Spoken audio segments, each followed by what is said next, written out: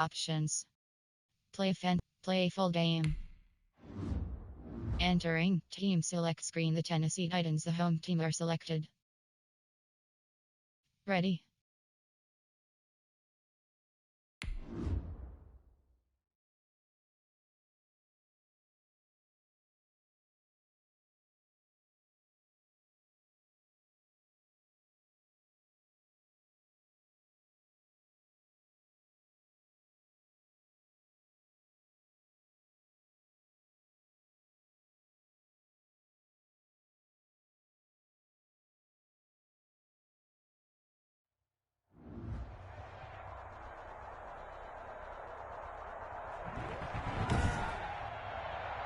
Tonight, from Nissan Stadium in Nashville, Tennessee, it's a special prime time edition of the NFL on EA Sports.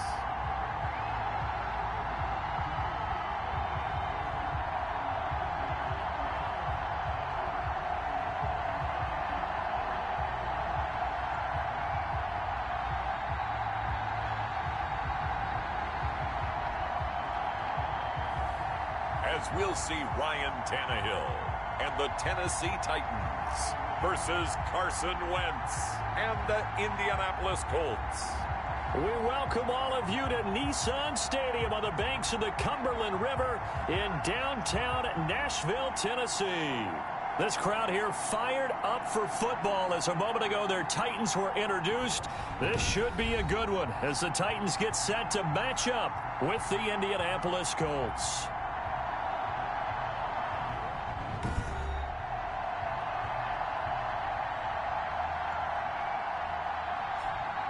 With Charles Davis, I'm Brandon Gaudin. Charles, we take a look at this Titan Ball Club entering play.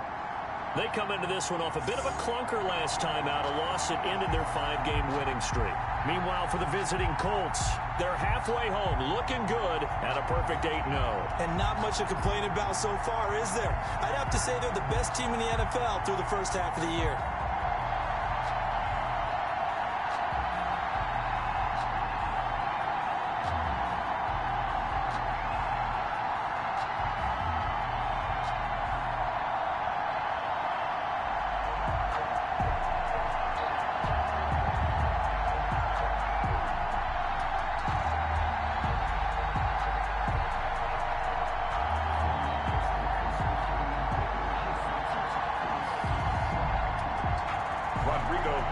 To kick off for Indianapolis.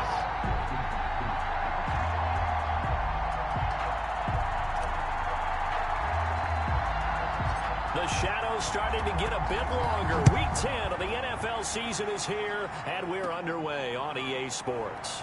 The lane opens here. He's past the 30.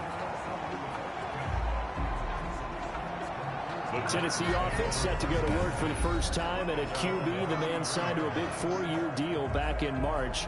That's Ryan Tannehill. Coming off of a loss their last time out, I think he's just seeking to make a bigger impact on the game. He threw a touchdown pass, didn't throw an interception. I think he just wants to jump those numbers up in terms of flinging it around and letting his receivers get into the end zone.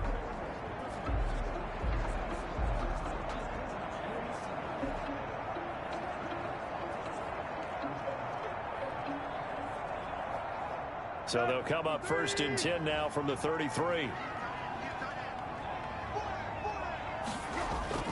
From the gun, here's Tannehill. And he'll get this underneath to Henry. This will be stopped about 2 yards shy of the marker. 8-yard gain, 2nd and 2. Charles, Thursday night game, I think a lot of teams probably say shrink the playbook somewhat. Is that correct? I think you're right about that because you just don't have the amount of time that you have in a normal week to put in a full playbook. So as you said, you shrink the playbook, pick out the plays that work best for you. You know what else you're looking for? What's that? Who are the freshest guys coming off the last game to play on a Thursday night? Guys have a little extra pep in their step. You go to them early and often.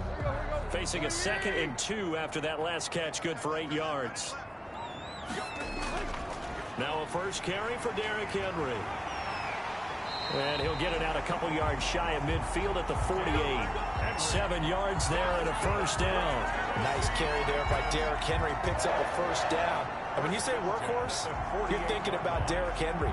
Won the rushing title in 2019 with 1,540 yards on the ground and 16 rushing touchdowns.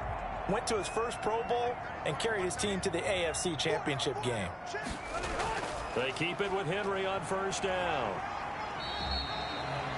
Julian Blackmon bringing him down. Give credit to the defense for stringing that play out, and they gave up no cutback angle. You know he was trying to dart through. No place for him to go. A nice job there, only giving up a 3-yard gain. 3 yards on that last carry. Here's 2nd and 7. Now Tannehill. He'll get this to his tight end. It's Jonnu Smith. And they'll get him to the ground. He has another first down at the Colts' 34-yard line. That one good for a pickup of 15 for Tennessee. Good job there to locate his tight end, Charles, in the middle of the field. Yeah, he has good pass-catching abilities, and if they're able to continue to find him here in the early going, I think it'll help out his teammates out on the perimeter. You can take the big shots later if he occupies their attention.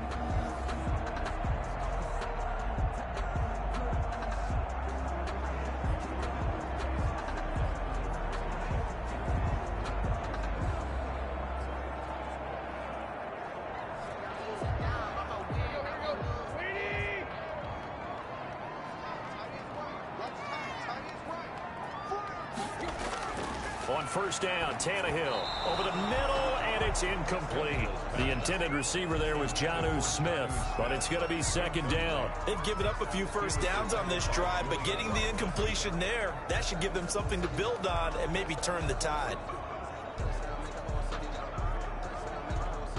From the 34, they'll come to the line on 2nd and 10. Back to the ground now. It's Henry. And that play went nowhere. Losing yardage. It'll be back at the 36. 2 yards the loss, and now 3rd and 12.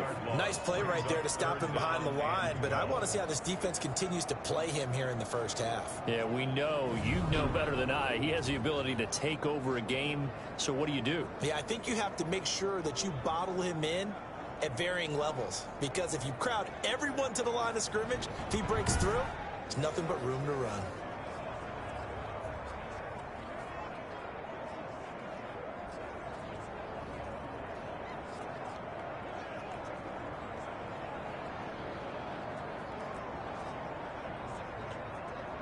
And for the Colts, an extra defensive back in there now on 3rd down.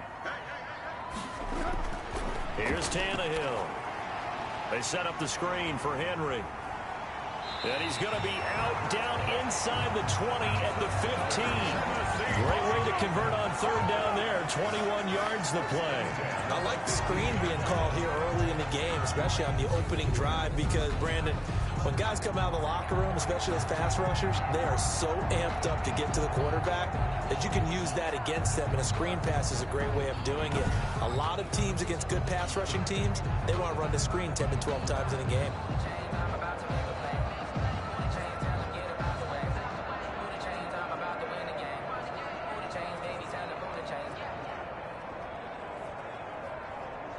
Line of scrimmage, the 15. It's 1st and 10.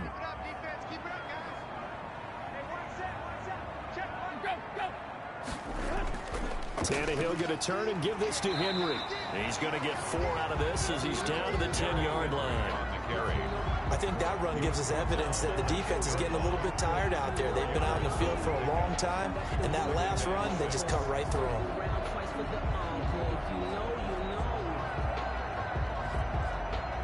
The run got 4. Now they deal with a 2nd and 6.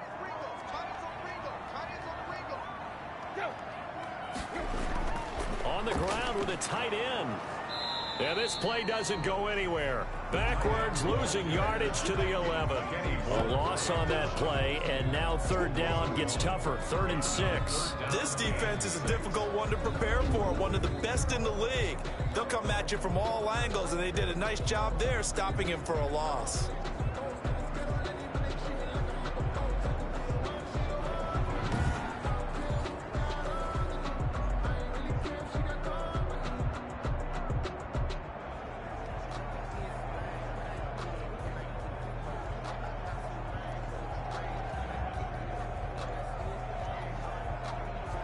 Play number 9 now on this pretty long opening drive. But this is third down.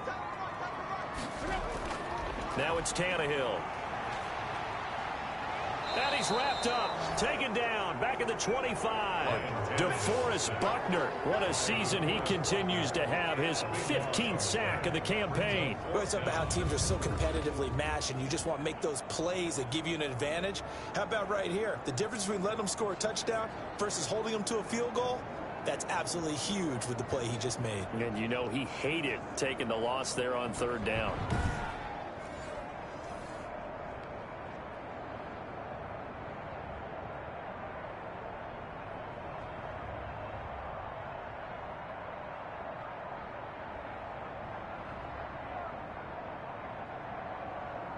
On fourth down, here's Steven Gostkowski for the Tennessee field goal. From the left hash, it's a 42-yard attempt. And the 14-year trusty veteran able to knock it through. And the Titans hit the scoreboard first. It's 3-0.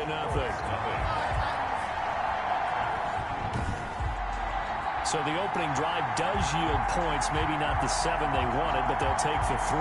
Accumulating first downs does not go up on the scoreboard, but it does go into the DNA of a team that's trying to establish itself to start a game. That has to feel pretty good for them. They'll take the 3. Yeah, they had 3 first downs and 3 points. And Rodgers will hold on to this one, and it'll come out to the 25. So the Colts now coming out for their opening drive. And they'll be led out by their quarterback in his 5th season now, the former number 2 overall pick, Carson Wentz. I guess we're going to have to nickname him the thrower, aren't we, or something like that. After last week? I mean, man, you're talking about over 400 yards throwing the ball. The running backs and everyone else may be looking at him like, hey, don't forget us. And he'd probably just tell him, listen, you want to get involved? Go out. Go out and catch some passes. I'll make sure you touch it.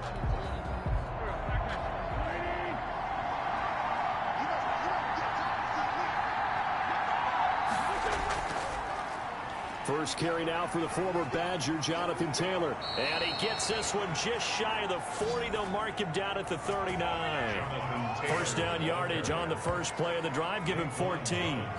And if his coaches are correct, we're going to see a lot more runs like that from this young rookie going forward. And you know, slapping each other on the back up in the booths right now?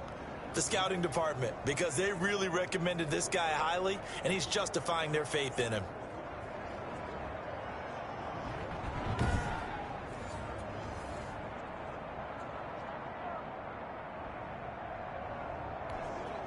So from the 39 now, they'll come up on a 1st and 10.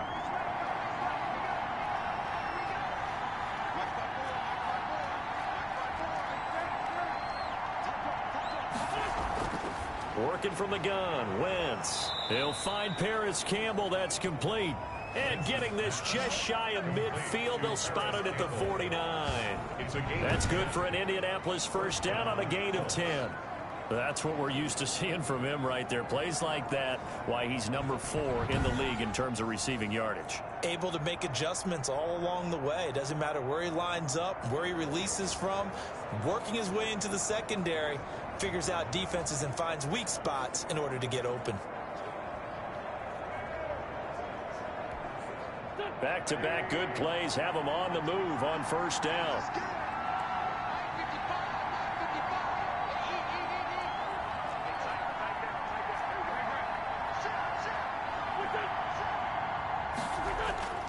Shotgun now for Wentz.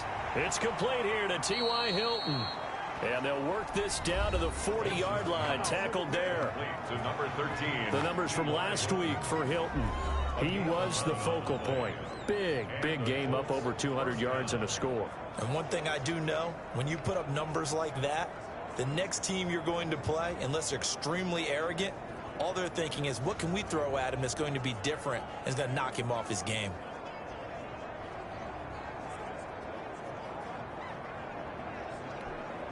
So operating from Tennessee territory now. Here's 1st and 10, right at the 40. Nyheim Hines, his first carry. And they see right through that defensively as he'll be hit and taken down to the backfield. Officially, it's a 1-yard loss. That's going to bring up 2nd and 11. When a draw works, it can be a thing of beauty. But when it doesn't, oh, it can be ugly. And in this case, loss of yardage ugly.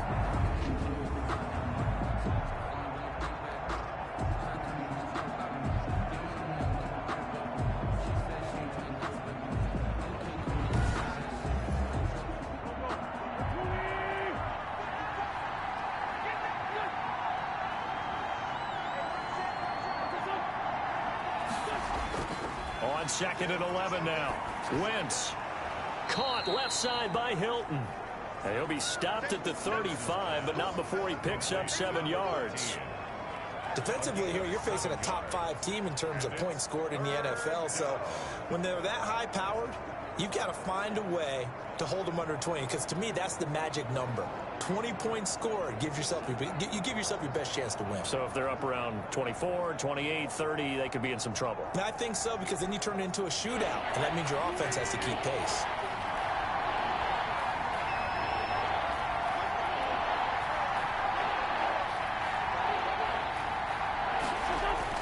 From the gun on 3rd down, Wentz. And he's got his man Hilton.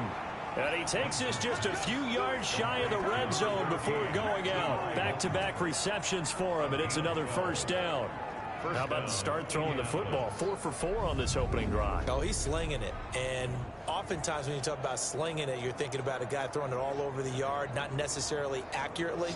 In this case, though, he's honing in on his targets, and he's delivering. Yeah, the opening script, however, they drew it up for this first drive, going to plan so far.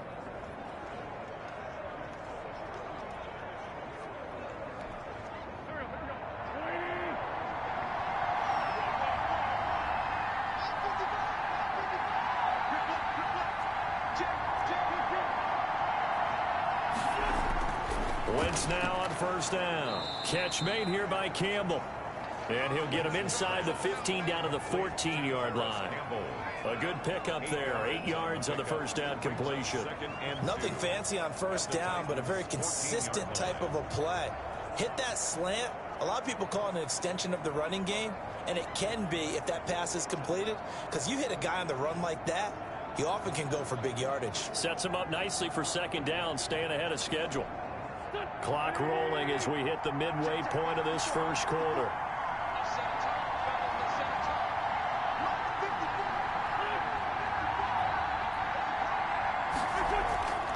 On 2nd down now, it's Taylor, and he'll go down here at the 12-yard line. 2 yards, good enough for a first. Not too many more ideal situations at 2nd and 2 in order to try and pick up a 1st down. They ran it and picked it up.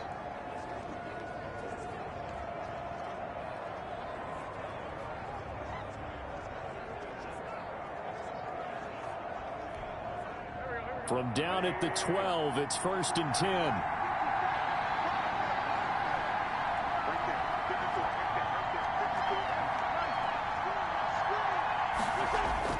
Throwing is Wentz. And incomplete. A drop there in the middle third of the field.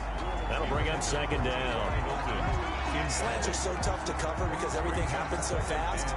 But sometimes it happens too fast for the guy catching the ball because all of his movements have to be quick off the line of scrimmage, and then all of a sudden the ball's right on top of you. And maybe he got a little bit ahead of himself there. A lot of times coming in with good pace, and he dropped it.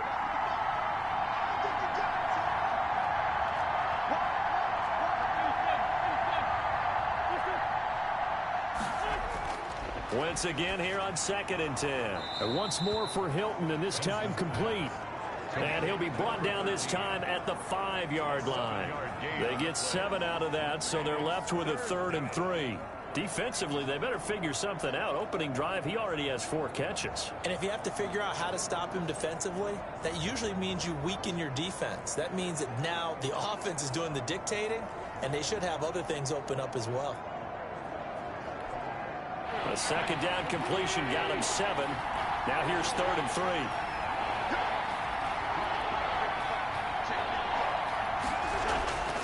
Wentz now to throw. 4th down now as the Titans defense holds up in coverage. They really had a good drive going there, but a nice recovery by the defense these past few downs, able to knock that one away on third down and bring up what I think for the offense, an unexpected fourth down here.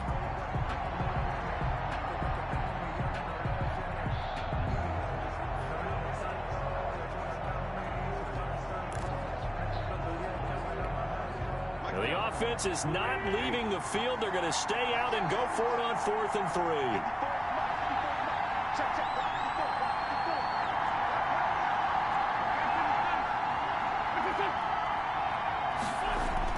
They'll go for it. It's Wentz. And that is caught.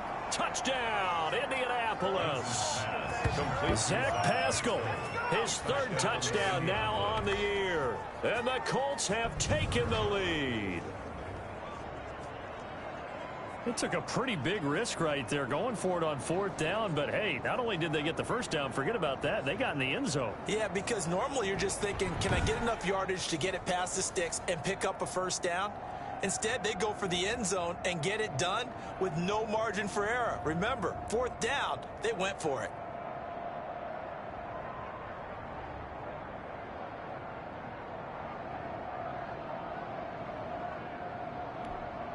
Extra point attempt to come here. Extra point.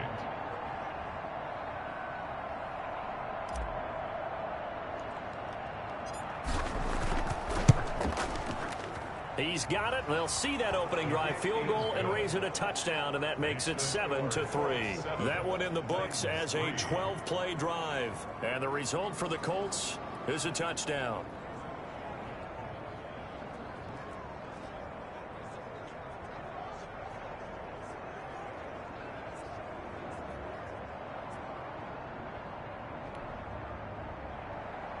Rodrigo Blankenship to kick off for Indianapolis.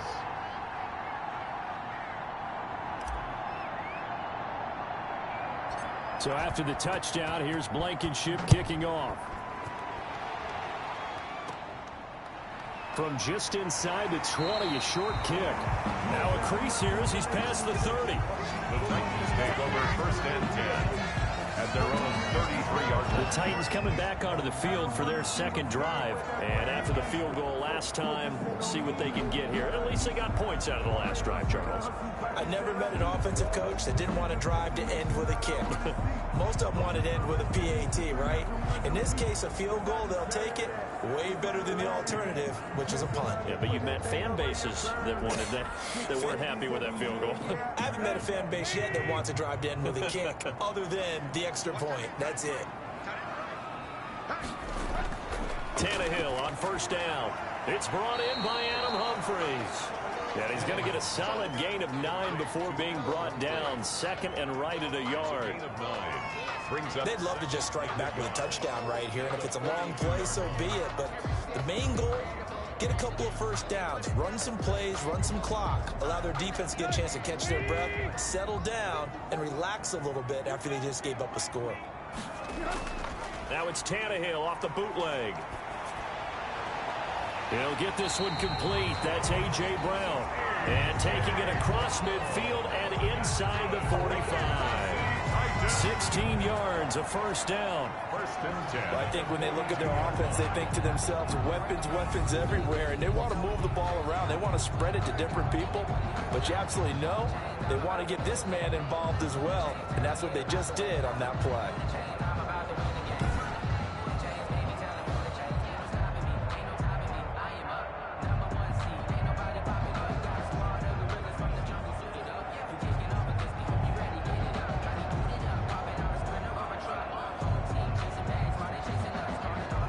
So they go from one 42-yard line to the other as they come up now 1st and 10. A shotgun handoff to Henry. And they went the wrong way there. Losing yardage back at the 43-yard line.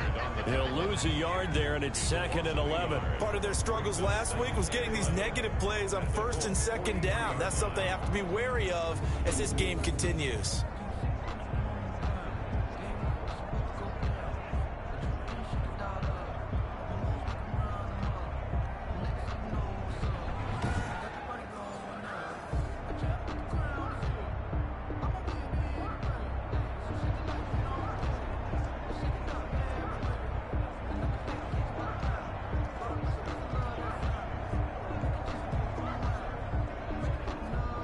2nd and 11 now.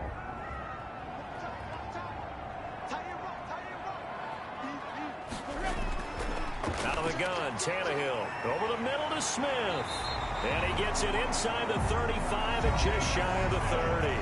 12 yards there and a first down. The numbers there in last week's game for Smith.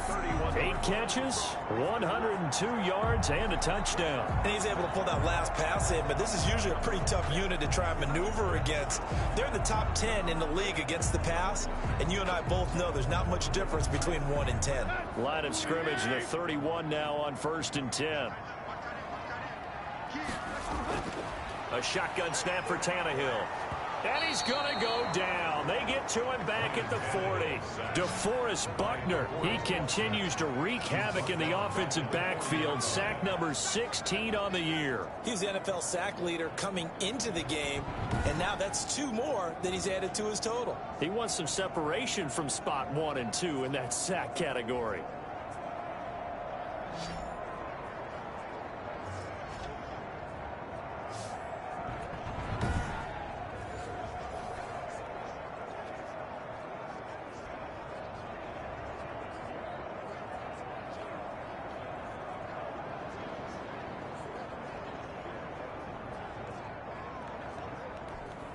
Got to imagine the pass rush will be equally intense here on 2nd down following the sack. It's 2nd and 18.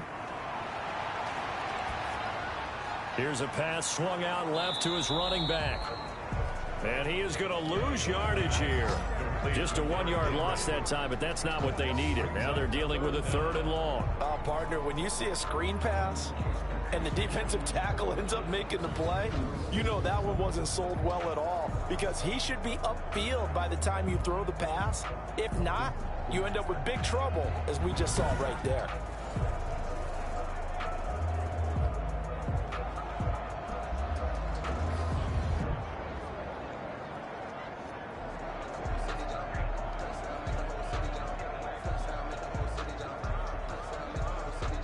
And now they're looking for 19 yards here on 3rd down following 2 negative plays. Here's Tannehill. Smith catches left side. And he's going to get it down to the 33-yard line here. It'll be a gain of 8, but it'll also lead to a 4th down. That's certainly playing down in distance very well by the defense, isn't it? Take whatever you want underneath, by all means.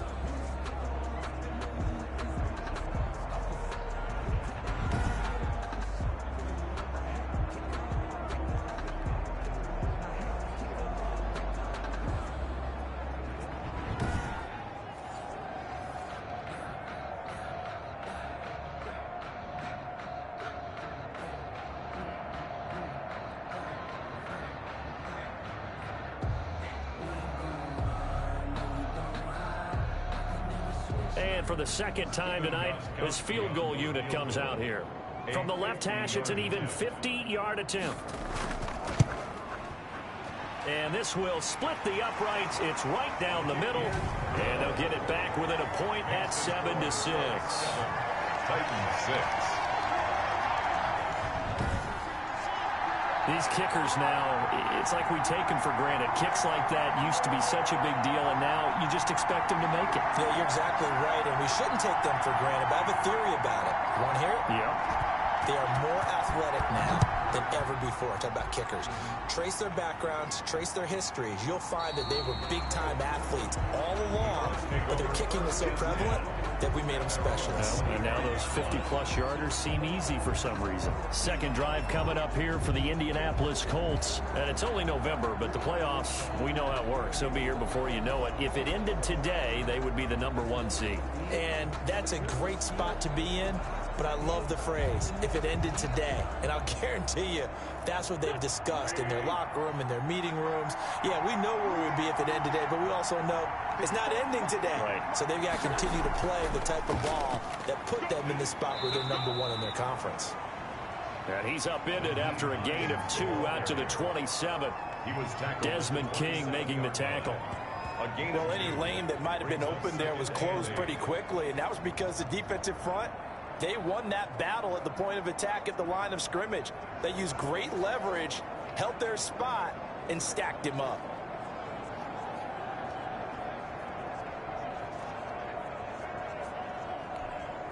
They'll break the huddle, come up on 2nd and 8 at the 27-yard line.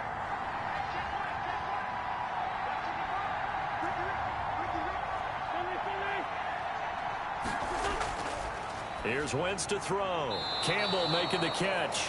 And he gets this one just shy of the 40, down at the 39. 11 yards there, first down. This has to go down as one of the simpler routes in the playbook, but oh so effective. Nice completion there. Keeps the sticks moving.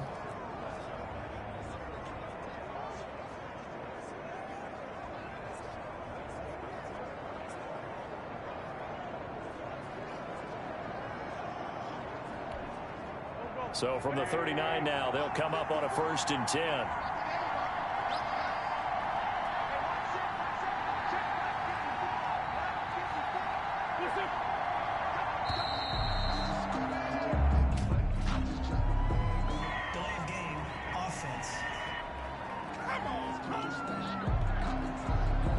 And that'll set them back 5.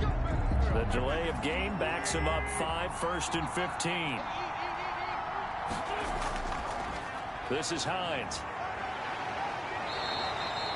If they didn't have that penalty a moment ago, it'd be a first down. Still a nice 13-yard pickup. That's a really nice job by them picking up the run blitz and detecting it and blocking it and turning it into a nice run. And a lot of times you think if you blitz a running play, you're going to smother it. But a lot of the blitzers, they come in a little bit high. They don't have great leverage, and they're easily blocked and turned to the side.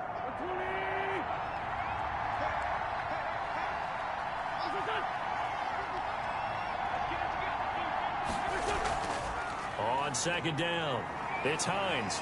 And he'll get it down to the 47 here. 7 yards there and a first down. Usually we see runs like this as the defense breaks down later in the game, but this guy is setting the tone early, running through all types of tackles and put the defense back on its heels.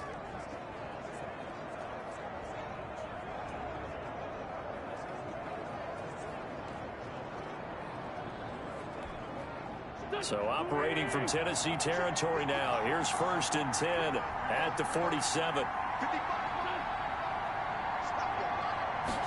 Well, they run the option here on 1st and 10. And they're going to get him. He's taken down for a sack back at the 47-yard line. The sack by Harold Landry, the former Boston College Eagle. Now, we talk about players blitzing all the time. I often laugh and sometimes call it just straight-ahead pursuit. What a running start right back to the backfield for him. Yeah, it really didn't give anybody a chance to get up there and stop him. No, I mean, that's really, really difficult. You're asking a whole lot anyway, but when he gets that kind of a start and comes through clean, oftentimes the advantage definitely goes to the defensive player.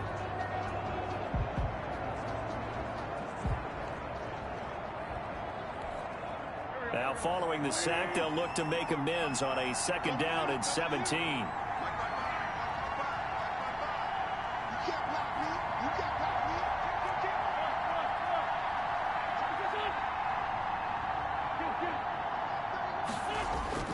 Another try after the first down sack. Wentz, that's into the hands of Pascal. It'll be a pickup of 15 as that'll lead to 3rd down. That's a good bounce back play right there after taking a sack on 1st down. Didn't quite get it to the marker, but now they're in a much better spot for a 3rd and short yardage call. If you're the offensive coordinator, you like looking at that section a heck of a lot better than trying to figure out 3rd and long. So 3rd and 2, this quite possibly 4-down territory, though, if they're stopped.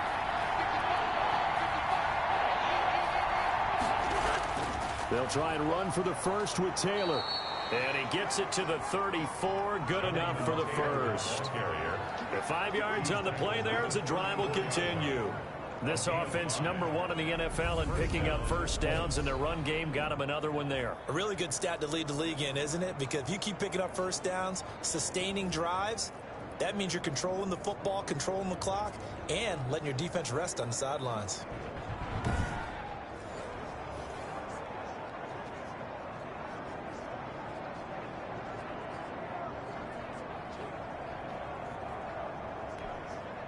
From the 34 now, here's 1st and 10.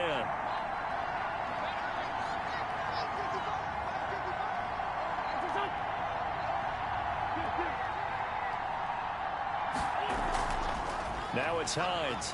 Down to the 30 after a gain of 3. Hines, the ball carrier. That's just a pile of bodies there, and that's when you kind of find out who's a tough guy, right? Who can stand up and make a play. It was only a 3-yard run, but for both sides, they had to walk away from that feeling like, okay, I can stand up when the going gets tough in here.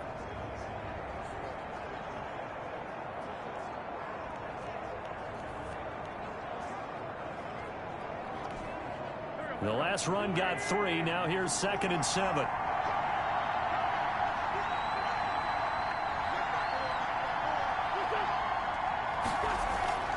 They run with Hines, and he'll get about 3 as he's brought down to the 28. Brandon, all things considered, they have to feel pretty good about getting that type of a gain, considering the blitz that they just had against him.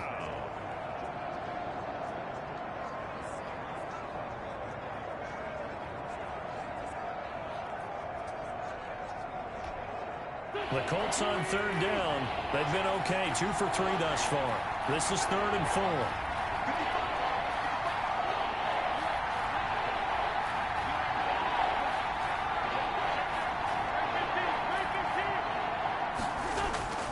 From the gun, it's Wentz. Over the middle here, it's Hilton. And he takes it down to the 10-yard line. Starting to rack up the yardage here in this first half. 5 catches now and a 1st down. 18 on the play. So he turned to a trusted, familiar face in that 3rd down situation. It paid off. Yeah, you go to your veteran receiver in that spot, so you can't underestimate him when he's on the field. Defensively, make sure you know where he is because he understands how to get open in key situations.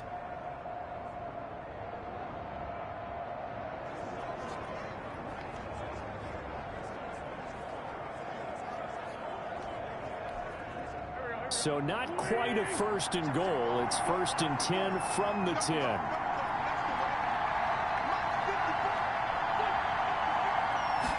And they'll let the quarterback keep it here on 1st and 10.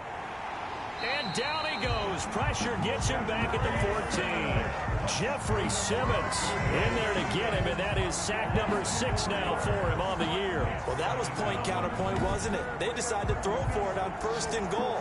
Instead, the defense counters with pressure, and the defense wins, getting a big sack.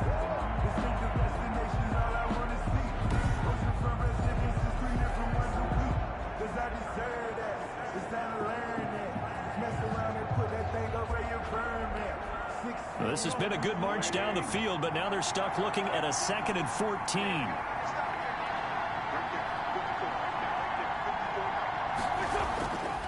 They'll run with Taylor. Showed off the juke, but still corralled shy of the 5 at the 6-yard line. Call it an 8-yard pickup, and it'll be 3rd down. On a 2nd and long, it's really nice to see an offense that has enough confidence to run the football in that situation. I think that goes back to their practice and game planning. They've seen things that they've seen on tape and in previous games that led them to believe that even in a long-distance situation, they can still run the football and gain enough yardage to put themselves in a good spot on 3rd down. The Colts on 3rd down. They've been good, 3 for 4 thus far. This will be 3rd and 6.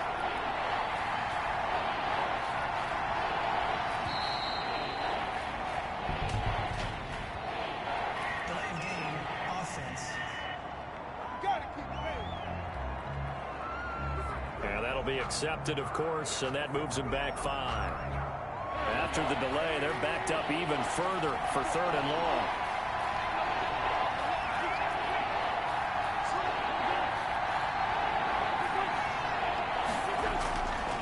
Wentz gonna throw. And he's got it. And boy, he is very close to a 1st down, but from where they're spotting that football, he's going to be a foot or so short. I think a lot of people ask the same question all the time. Why do we see so many slants in the red zone? Well, the windows are tighter. Everything's more condensed. It has to be quicker, and you've got to deliver the ball on time. Your biggest worry, ball gets tipped in the air, because if that happens, then it's fair game for the defense.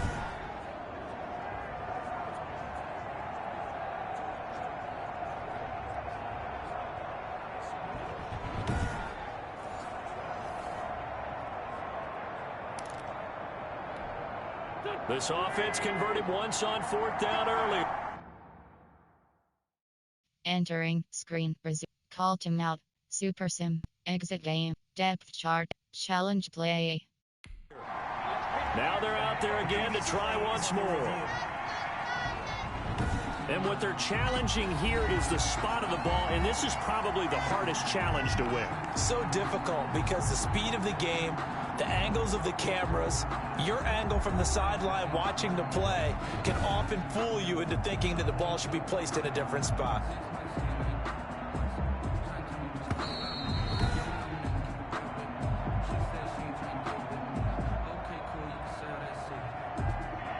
Well, he challenged the play. It did not pay off. And that means he lost a timeout in that challenge. And as a coach, you hate that. Don't know if you took the advice of the player, you threw it yourself, but it didn't go your way. At the end of the day, it all comes back to the head coach. He has the final determination on whether to actually challenge the play or not. In this case, it didn't pay off for him. And that's got to be so heartbreaking. You throw that flag, you probably feel really confident, and then all of a sudden, boom, you lose the challenge. Yeah, when you take a look at it, you're throwing that flag because... And he's got his target. It's caught for a Colts touchdown. Carson Wentz with 2 first-half touchdown passes. And the Colts, they add on to their advantage. You get down near the goal line, this is where having a sure-handed tight end becomes a luxury, and it pays off big time, especially when the defense sells out against the run, and he finds himself open for an easy touchdown.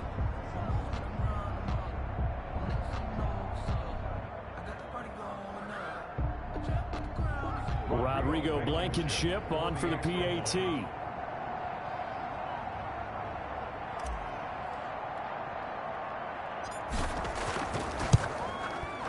And it's up. It's good. Our score 14-6. That one was an extended drive. 14 plays all told. And it culminates in an Indianapolis touchdown.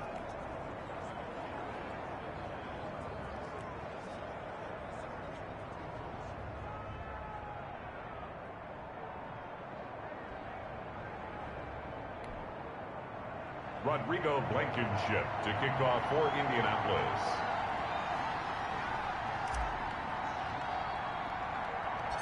So after the touchdown, here's Blankenship kicking off. Now it's Adam Humphries on the return.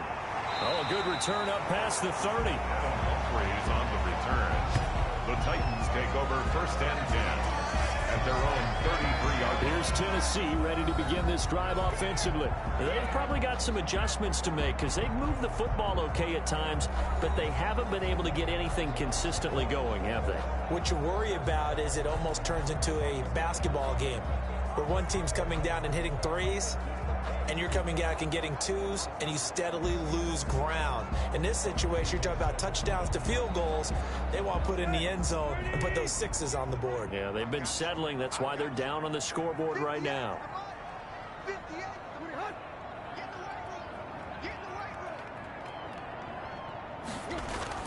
They'll start on the ground. It's Derrick Henry. And he'll get this one up to about the 39 here. He'll get a nice chunk there on the first down run, and it's 2nd and 4. Well, it's time for them to be good teammates right here. And what I mean by that is possess the ball for a little while. Get at least 2 first downs. Give their defense a chance to settle down a little bit after they give up a touchdown. 6 yards on that last play. Here's 2nd and 4.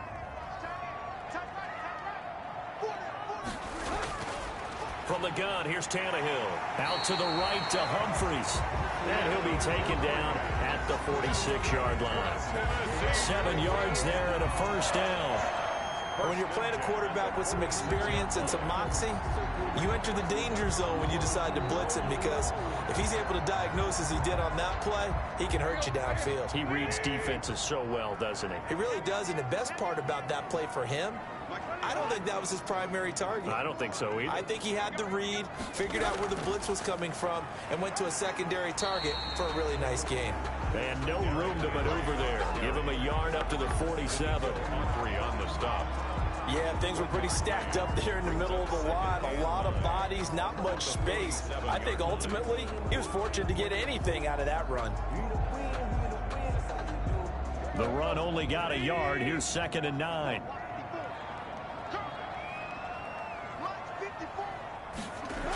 A toss right to Henry.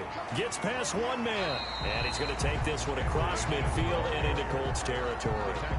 Give him 6 yards on the carry. It's going to be 3rd and 3 now. I know the toss play begins with the guy taking the snap and turning around and tossing it to the runner. But where the real intrigue is, can they seal the edge? Whether it's an offensive tackle or a tight end in the direction they want to run the football. If they do that, that's the result that you get, that type of a gain. If they don't, oftentimes it's not a very successful play. They push forward, but I don't think it's enough. He's going to be about a yard short. He needed 3. He got 2. Now that'll set up an interesting situation here on 4th and a yard. When a good play is made on defense, oftentimes leverage is the key to everything. Defensive line not getting turned, all the other guys making sure they're in the right spot, and on that play, they were able to stop them short of a first down.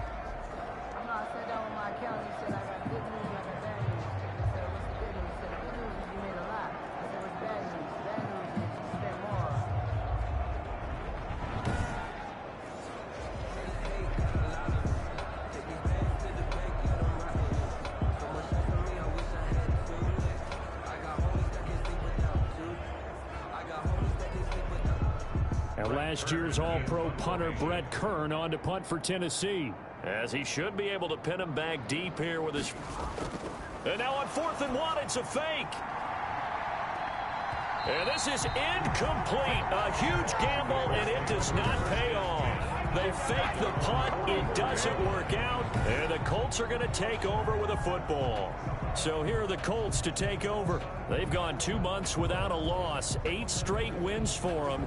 And they've got the lead here in this one as well, trying to make it 9 in a row. So the fake punt unsuccessful. It was 4th and 1. Charles, what do you make of the call?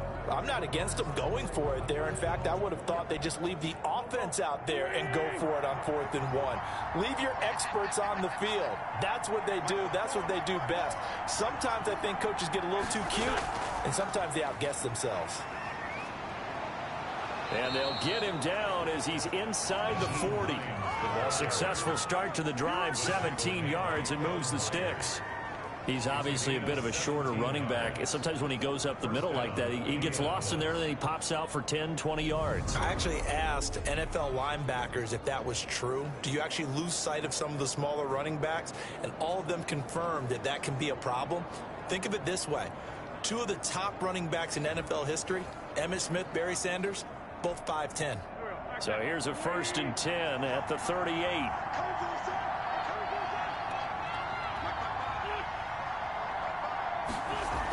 Here's Hines. And a short gain there down to the 37-yard line. He's brought down. Well, sometimes you just have to give credit to the defense. Great job there at the point of attack, holding up. They won their battles at the line of scrimmage, left him no space to try and run. A really nice job swarming to the ball carrier.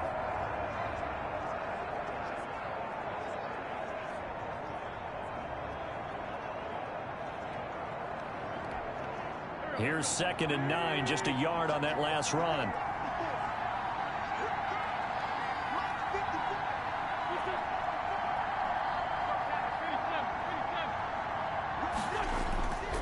Now Taylor. And they're going to be set up down around the 15-yard line. 22 yards there, a 1st down. We both know it's difficult, but they've made it look effortless out there. Through the air, on the ground, they've moved the ball with relative ease.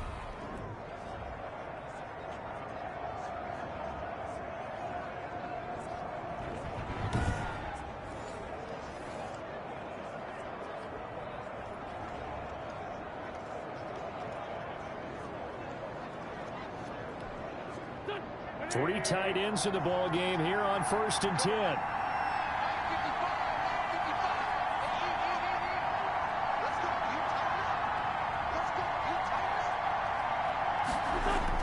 Running the sweep, Hilton with it.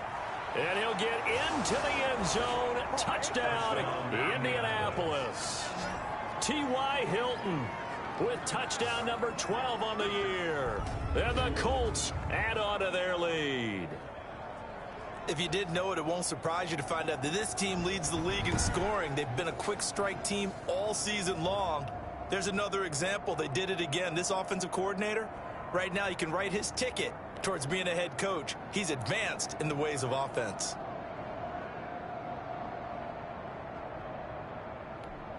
Blankenship out for the point after.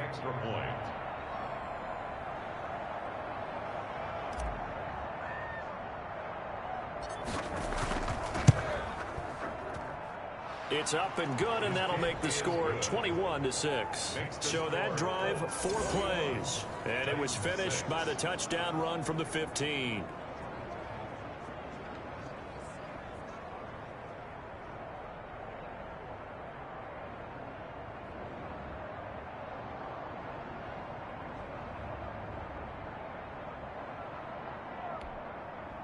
Rodrigo Blankenship to kick off for Indianapolis.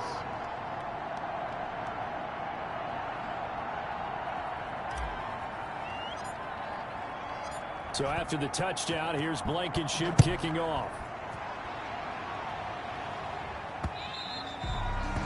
And that'll carry over the back line of the end zone for a touchback. A.J. Brown and the Titans getting the ball back here. They've got to be thinking, how can we get him a little bit more involved here? Second quarter, you're down, and really, he's been out of the mix. I would agree with that, and oftentimes you hear, well, we're just taking what the defense is giving us, but sometimes that's just not good enough. Sometimes you have to take what you want, and that means getting him the football. Yeah, so far just a single catch in this game.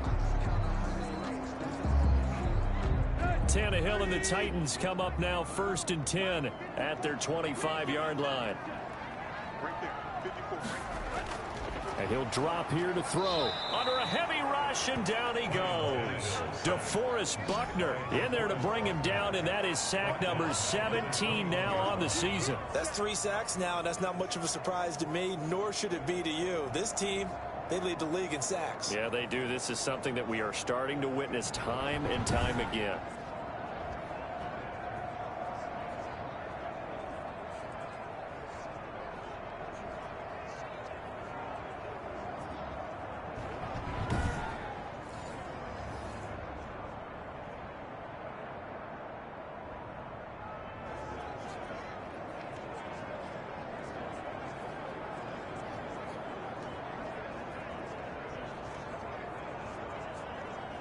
Sacks, a growing theme in this first half. This is 2nd and long.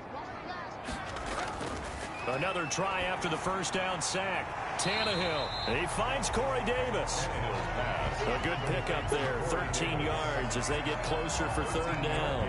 Barney sold the go route really well. Thought he was going deep, then curled it back inside for a nice completion. DBs love when they pump the brakes, don't they? Yeah, that's really a whole lot of fun. It's almost like you said, listen, if you're going to sell the go, just go. Well, let's see who's faster.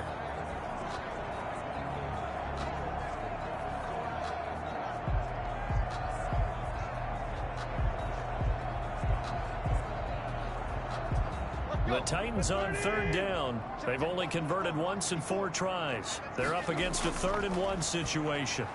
And that's caught by Smith. And he will have a Titans first down as they're able to convert on 3rd and short yardage with a gain of 4. When you struggle on offense, you're looking for anything possible to get you going. Sometimes you do it like basketball teams that don't normally press. You put a press on, bring people to life, make them move a little bit quicker. Maybe that'll help them as they head towards the half.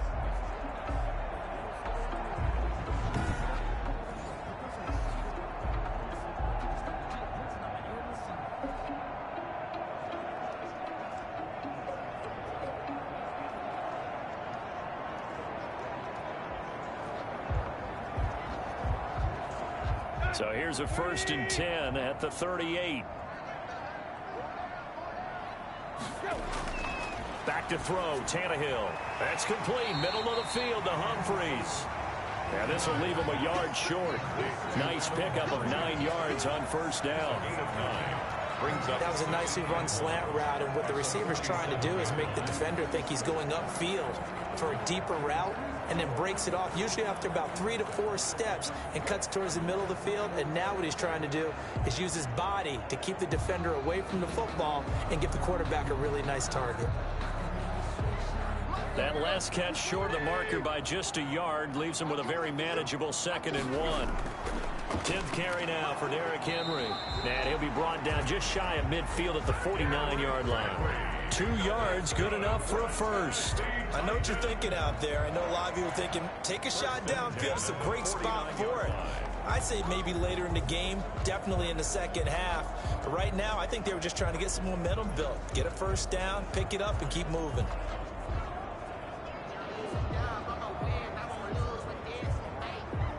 Two first downs have him up near midfield now on 1st and 10. Henry. And he's going to take this one across midfield and into Colts territory.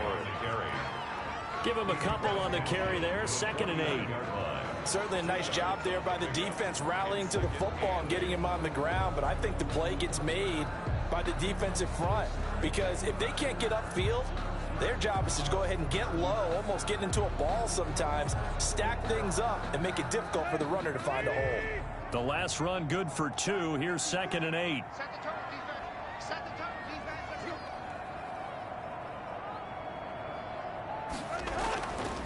To throw is Tannehill. Quick hitter here, it's complete. 4 yards on the completion, and it sets up a 3rd down. A gain of 4 brings up 3rd and 4.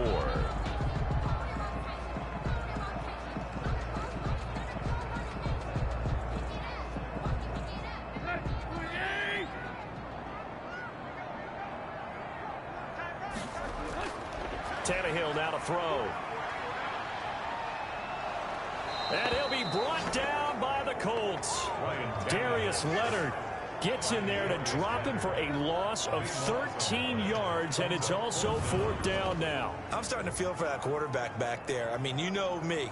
Normally, don't have a lot of empathy for the QB, right? In this case, definitely. He's been on constant duress this entire game. I don't know how he's surviving back there. And to think, there's still a long way to go in this football game.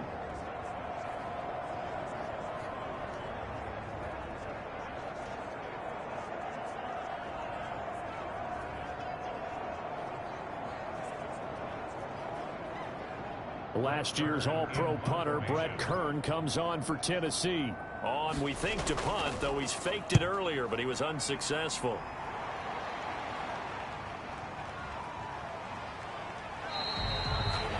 They'll score that a 36-yard punt, and the Colts will go on offense here, 1st and 10. A look at the running back, the man out of the backfield as he gears up to go again. He's been effective so far, over the 40-yard mark here in the 2nd quarter. Don't forget about those guys up front, though. They've been effective, too. The leverage game has been in their favor. They've been the ones who've been able to bend their knees, drop their hips, and get a little bit lower than the guys on the other side of the football, and they've moved them out of the way for the runner. Sometimes that's tough for those big fellas. Not an easy thing for them to do.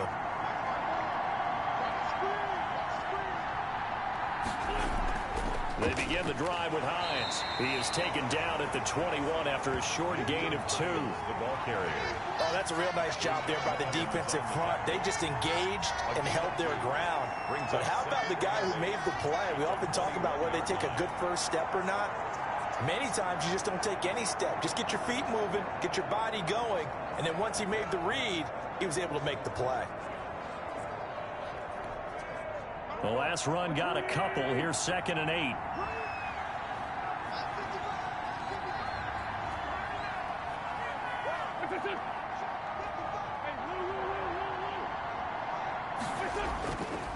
They run with Taylor. And some space here. And they're able to get this one across the 35. Give them 14 on that one and a 1st down. I'm not sure how much more evidence they need, partner, than to understand that if they don't start to slow him down, it's going to be a long afternoon here at the stadium because he is just shredding them at this point. And let's face it, coming into the game, they knew he would be the focal point of their attack. This is going to take an 11-man unit on the defensive side to start making plays.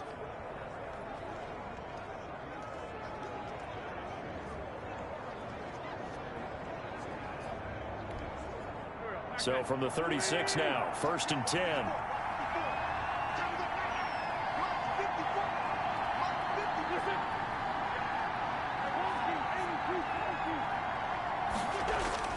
Here's Taylor. He's got a first down and then some at midfield. And brought down across the 50 to the 49-yard line. 15 more there, and they're on a roll. It's another first down. Now, this is an example of breaking down a defense, because on a lot of these runs, he's getting past the point of attack, and guess what he's doing? Forcing the secondary guys to have to make a lot of tackles.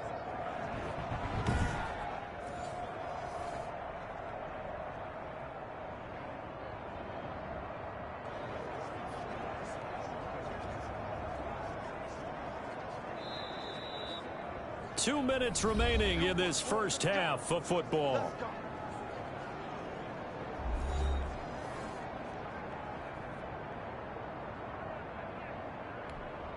Coming up at the half, a reminder, we go back to Orlando to check in with Jonathan Coachman. He'll have a look back at our first half as well as a look ahead to what's coming up later this weekend.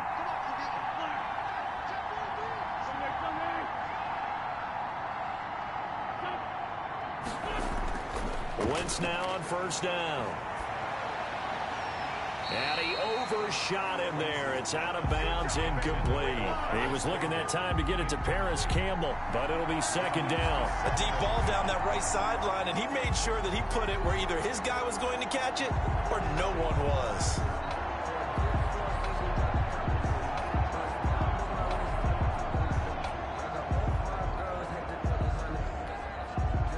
An incomplete pass on first down. That leads to a 2nd and 10.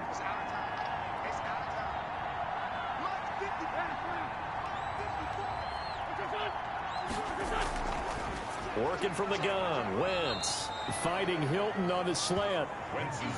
9 yards, not quite enough, and they'll be left now with 3rd and 1. Some think that teams really won't throw a slant route unless you have a receiver that has a lot of stature to him.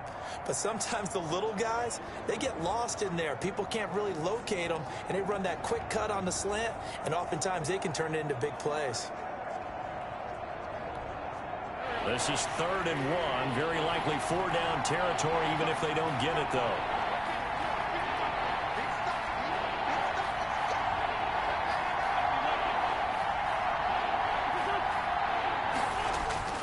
Now a play fake. Wentz hits his target, the tight end, Mo Alley Cox. Now a look at Smith. Not sure exactly what happened, but he's still down. Well, he gets attended to. We'll step aside.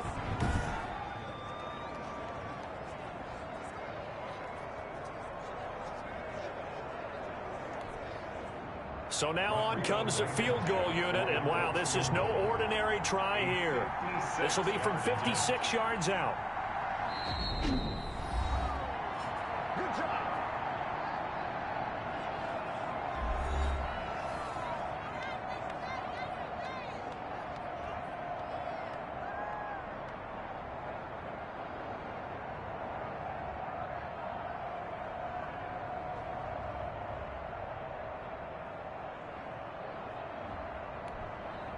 So now they're going to send out the field goal unit to, as they say, fire away from long distance. This will be from 56 yards out.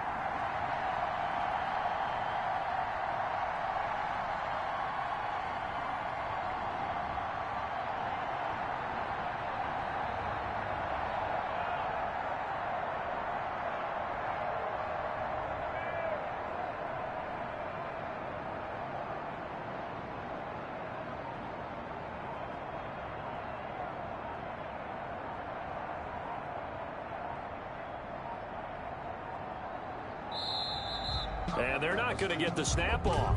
This might back them out of field goal range.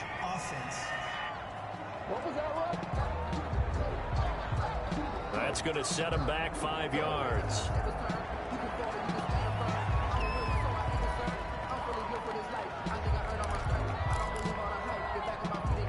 Now it is Rigoberto Sanchez on 4th down to punt this thing.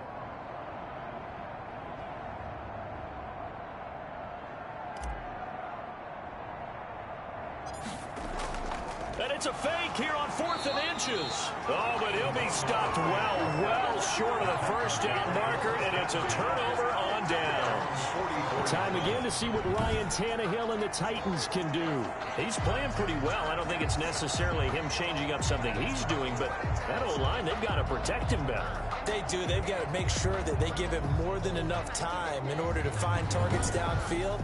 And sometimes what happens when these things are going on is that the field general will step up and say, hey, that's on me, guys. I didn't get rid of it fast enough. Anything to try and relax them a little bit and take some pressure off, because they do know that they are trying. Yeah, well, we've seen the 4 sacks so far in this contest. They've got good starting field position as they come up here 1st and 10 at their own 44.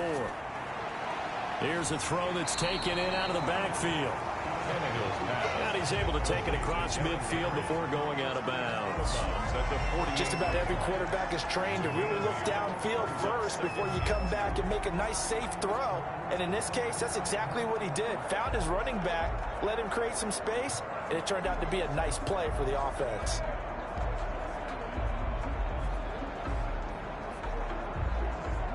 Facing a 2nd and 2 after that last catch, good for 8 yards. Tannehill. And that'll be incomplete. Took a pretty good shot as he tried to pull that one in. Couldn't hang on 3rd down. Some of the fans here don't seem too happy about what we've seen in this first half. No, not at all, and I understand why. They've looked lethargic, out of sync, and it shows on the scoreboard. After the incompletion, here now, 3rd and 2. Now Tannehill. They set up the screen for Henry. And he's taken down at the 43, but not before picking up the first.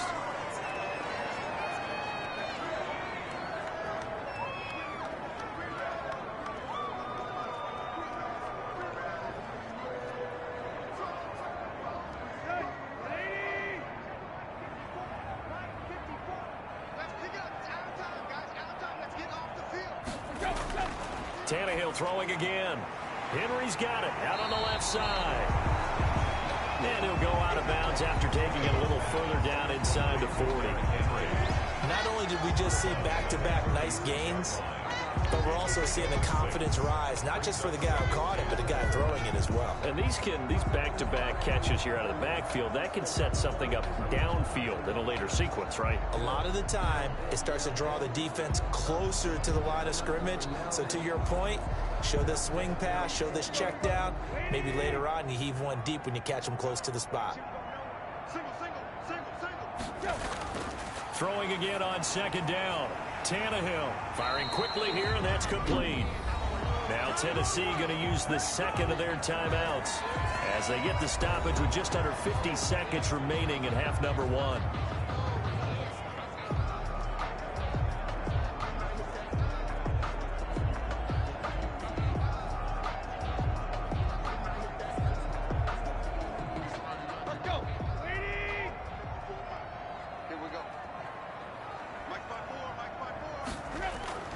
On 1st down, Tannehill. And he'll get this underneath to Henry. Down he goes at the 23, a pickup of 4. They'll contain him to just 4. 2nd down. Well, offensively, that's the mismatch that you want. You want to force a linebacker to try and cover your back out of the backfield, out in some open space. But linebackers nowadays, they run like backs, and they take a lot of pride in covering. What a nice play he made there in the open field. Pass caught left side by Humphries. And he will score. Touchdown, Titans. Adam Humphries. As the first half is winding down. And the Titans are able to cut into that deficit. I think everyone in the league talks about finishing, don't they? Doesn't matter whether it's a quarter, a half, a game, a series, whatever. But they're finishing the first half in fine style, putting that one in the end zone. They did, and they didn't leave much time on the clock either. Well done.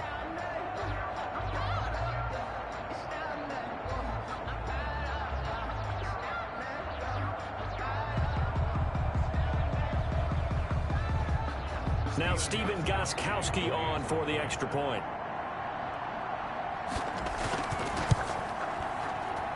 He's got it. They're back within a score. It's 8, 21-13. So this drive spans 7 plays, and it ends with a Tennessee score.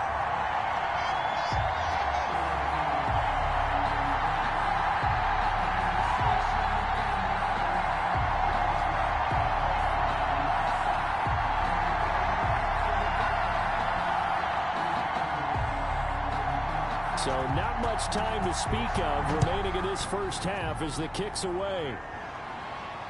Rodgers on the return. And able to take it past the 25 and up to the 28-yard line. The Colts take over 1st and 10 at their own 28-yard line.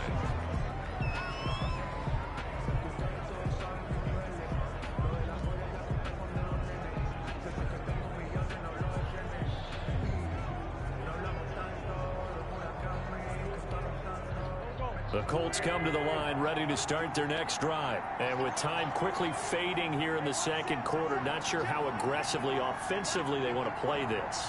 I think we'll find out just how much they trust their guys in this situation if they decide to take a shot. And he'll just push his way forward for a few as the clock will run. Rashaan Evans out of Alabama had the tackle defensively.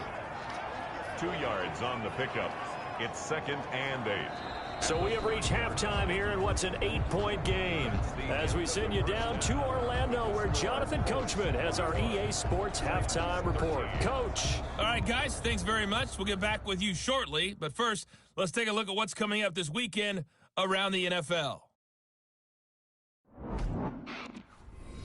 Some good-looking matchups on your screen there. One of the best? Yeah, I'll say it. It's in Cleveland. A big test there for the Browns as they'll square off against the visiting Houston Texans. Then more good stuff to follow later in the afternoon. One good one being under the dome in New Orleans, where it'll be the Saints taking on the San Francisco 49ers. And finally, Sunday Night Football. They've got a good one lined up between the Baltimore Ravens and the New England Patriots. Meanwhile, in our game, it's been a back-and-forth first half. Who can put it together in the second half? For the answer, we turn it back over to our broadcast team of Brandon Godden and Charles Davis. Okay, Coach, appreciate it. A one-touchdown game here as we get set to resume play in the second half.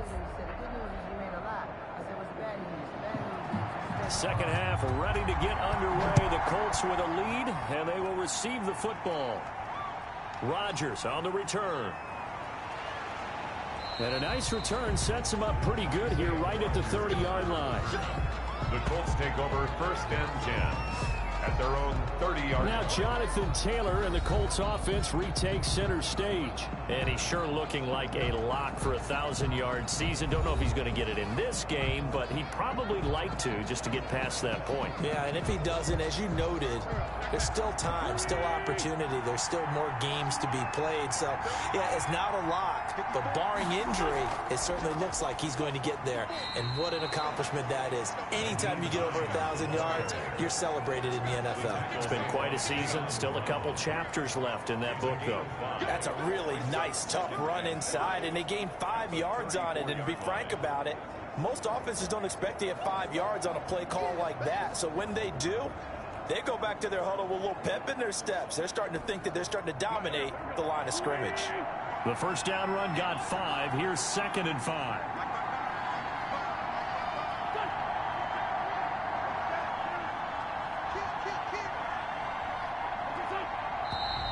Now we've got whistles and a flag. Looked like one of the Colts linemen might have jumped.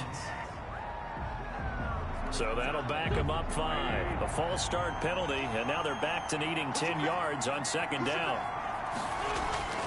Taylor. And he is met at the line of scrimmage, and he goes down right there. No gain that time, and it leaves him with 3rd and 11 coming up. As usual, the hallmark of a good run defense, linebackers making plays near the line of scrimmage. Absolutely nowhere to run there. Got an extra defensive back out there for the Titans now here for 3rd down.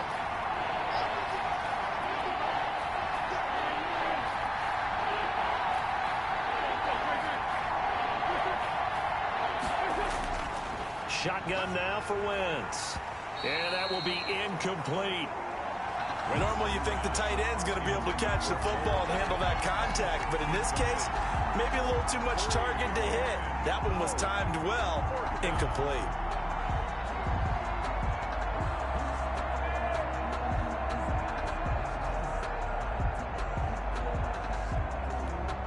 Now here's Rigoberto Sanchez.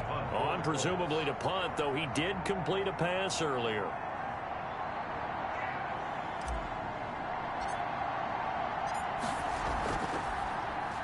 They only punted twice in the win last week as he gets this one away.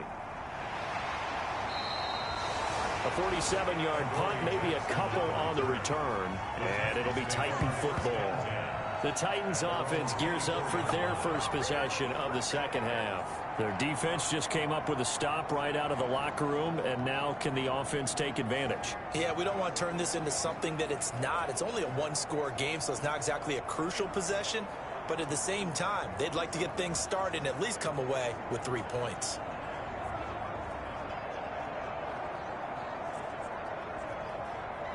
Tannehill and the Titans come up now 1st and 10 at their own 24. From the gun, he'll set up to throw. They will find Davis. That's complete. And he's taken down, but able to slip across the 35. Right off the bat, it's a first down to start the drive, 12 yards. Well, that certainly has to feel good. It's not all the time that the play caller should get all the credit. Sometimes I think in the huddle, the quarterback just says, hey, who's going to make a play for me? I just need something right here. And the end result there, nice first down. Drive keeps moving. So from the 36 now, 1st and 10. Tannehill going to turn and give this to Henry. And he'll take this one for about 4 up to the 40. Well, on every play call, you realize it's not going to go for a touchdown. So a lot of your calls are setting things up for maybe later in the game, trying to establish the inside run with toughness now, hopefully get to the perimeter later. And let's face it, you could do worse than a 4-yard run on first down.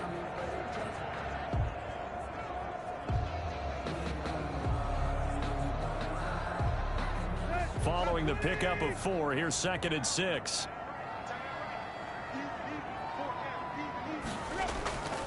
Again, it's Henry. And he'll be taken down at the 46-yard line. 7 yards there and a first down. And there we saw one of the downsides of blitzing during a rundown, because sometimes you get out of your gaps. You don't fit the run quite as well because you're headed towards the ball carrier with abandon.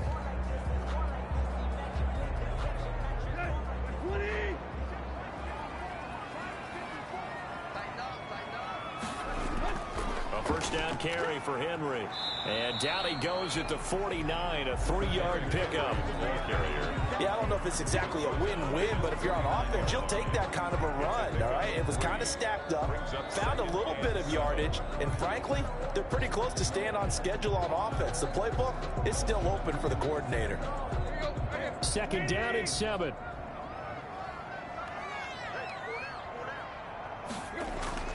They'll try the air now with Tannehill. This one caught by Davis. And he'll get it down here to the 43. 7 yards there and a first down.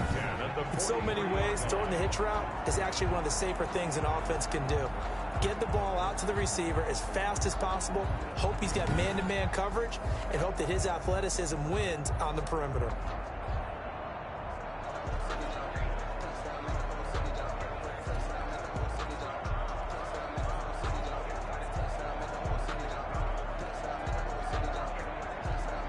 From Colts territory, here's a 1st and 10 at the 43.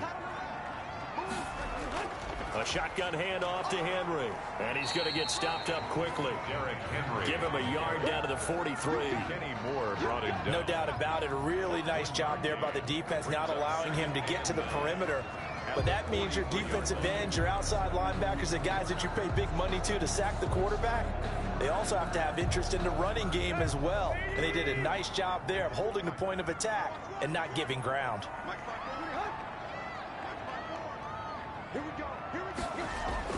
On 2nd and 9, Tannehill. It's caught on the right side at Smith. And they'll get him to the ground. He has another first down at the Colts' 29-yard line. And that was good protection there. No, that was great protection there because it allowed him to lock in on his receiver. Although I think he was looking for his tight end on the corner route all the way. Nice connection there for a really nice gain. And the busy night for Henry continues. And he'll take this down just shy of the 25-yard line. 3 yards on the pickup there, and it'll be second down. You know that old expression, it's not my night?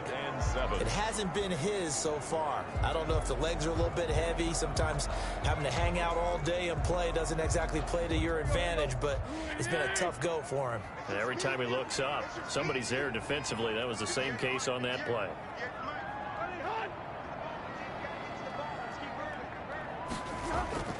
On 2nd and 7, Tannehill over the middle here to Brown. Tannehill's pass. That catch good for 5. It's 3rd down. It's a gain of 5. Brings up 3rd and 2.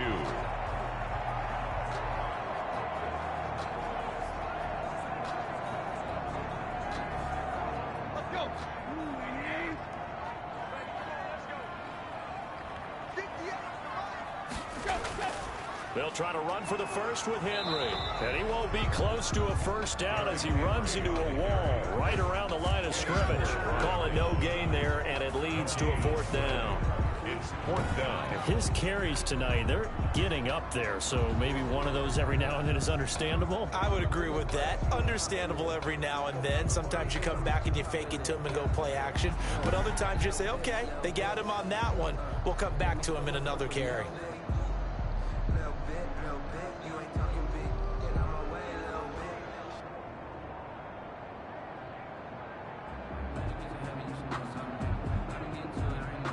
And no move to get the offense off the field. Despite failing once, they're going to go again here on 4th down. They'll run for it with Henry. Going absolutely nowhere. He'll wind up losing a yard or 2. Derrick Henry denied here on 4th down. And the Colts are going to take over with a football. So they've gone for it twice now on 4th down in this game, and both times unsuccessful. I wish we could hear the headsets now between the head coach and the offensive coordinator. Now that they're 0 for 2, if they get into a 3rd situation, head coach might say, hey, you got anything for this one? Might get radio silence back.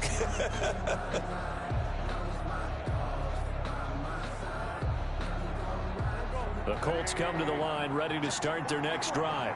We have not seen much on offense here from either side these last few drives. We've hit a wall, so to speak.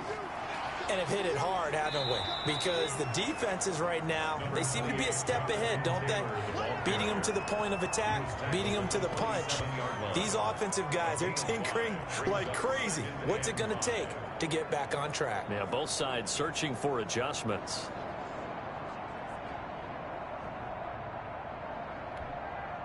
After the pickup of 5, here's 2nd and 5.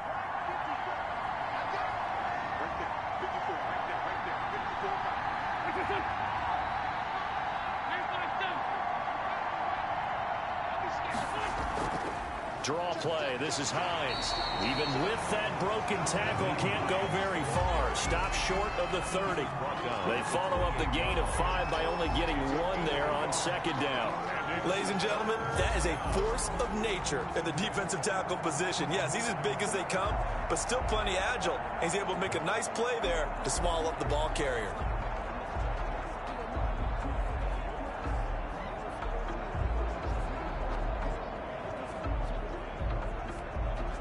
And on 3rd down, a nickel formation here defensively.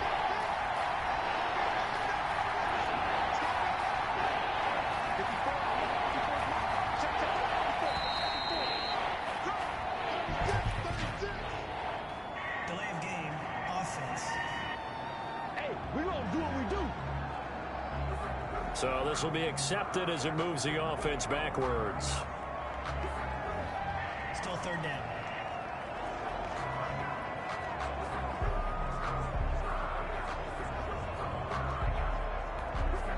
Instead of a 3rd and 4, now they have to manage a 3rd and 9 after the delay of game.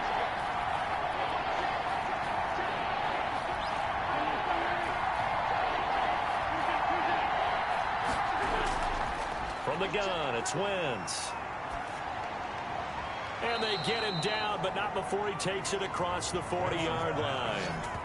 Good yardage there for the Colts. 18 and a first down. Now that's a catch of some significance. It's number 631 of his career, and why that's significant, it ties him with Hall of Famer Raymond Berry. He was one of the most precise route runners at any position during his time in his career. So I think that we're seeing something very similar here. He may not have known Raymond Berry, but he goes about his business the same way. Understands how defenses are going to play, understands where the leverage is, and goes away from it to the tune of 631 catches.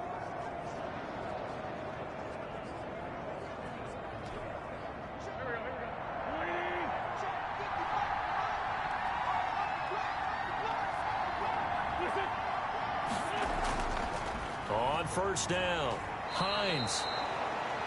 The tackle was by the Boston College product, Harold Landry. Nice satisfying run up first down for the offense, picking up 5, which means defensively, the thought process is entirely different. You don't want to panic, but at the same time, you're saying to each other, we've got to tighten this down. We can't give up gains like that.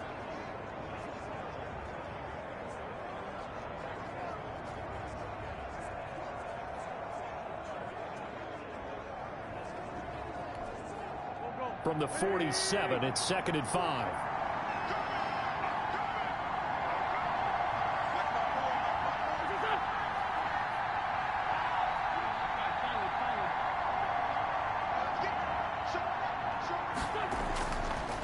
Wentz now to throw.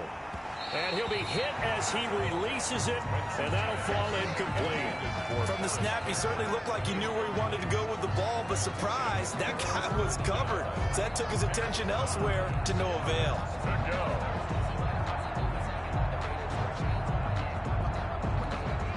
They come up now 3rd and 5 following the incomplete pass.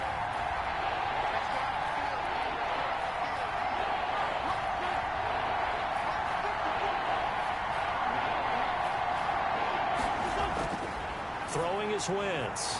Got an open man. That's Campbell. And he is going to have a Colts first down as they're able to get the 3rd down conversion. 12 yards there as they keep this drive rolling. It's another first down. That's a play that will likely be forgotten when you talk about big moments in this game. But plays like this are critical to keep drives going. And if points result, we'll call this play significant.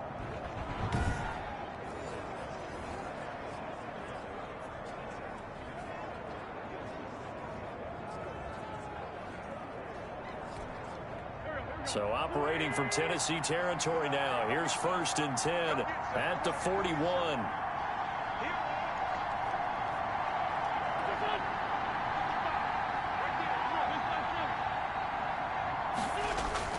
They'll run the toss here with Taylor. And the lane closes up quickly as he'll get about 3 down to the 38. The ball carrier. Well, from an offensive perspective, that was a tough run because he only picked up 3 yards. But let's flip it over to the defensive side. They now have the advantage. 3-3-yard gains, that means they're punting the ball likely on 4th down. That's what you're looking for when you're playing defense.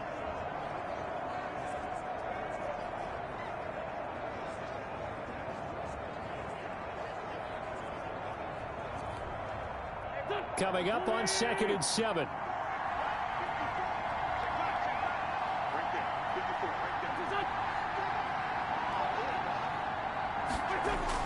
They go to the ground again with Taylor. And he'll be taken down at the 33, a pickup of about 4. Well, you certainly have to give a little credit here because they are playing this game now at their pace. This is ball control football, sustained runs, taking their time, and making it work.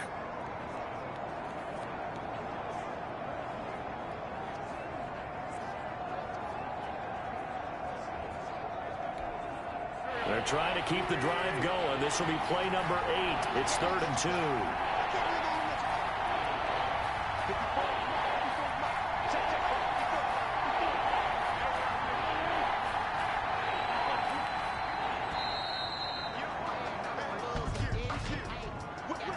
Delay of game, offense. So that one will be accepted. Still 3rd down. Not ideal there. That delay of game backs them up 5 yards, so now they need 7 yards on third down.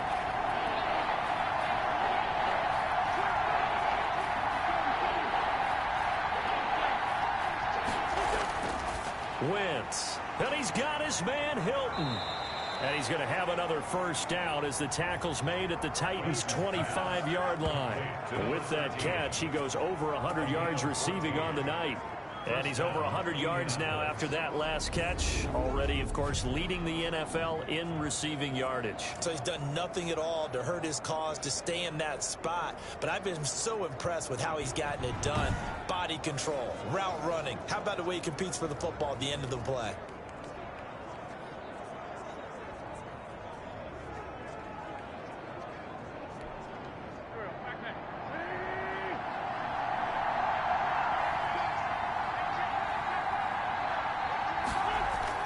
First and 10, Taylor now. They get him to the ground right on the cusp of the red zone after a pickup of 5 or 6.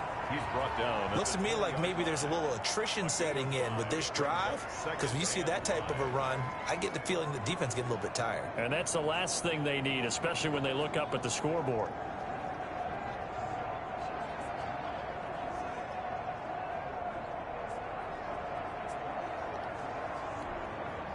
Inside 4 minutes to go, third quarter.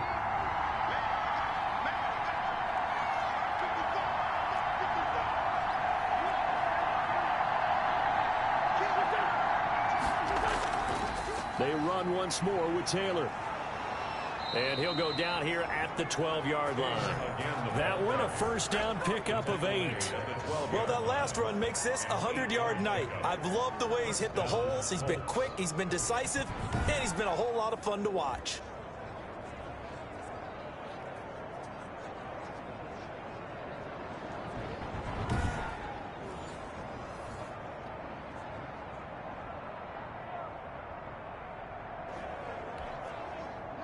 From down at the 12, it's first and 10.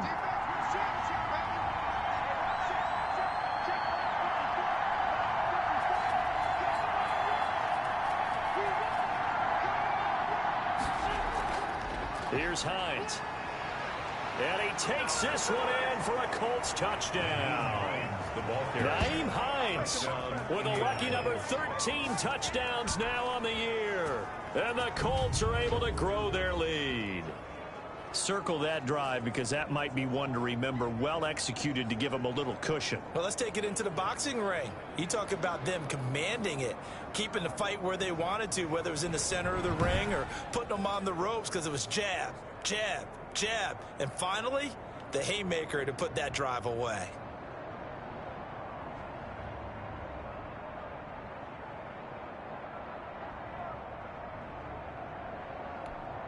Now Blankenship on for the PAT.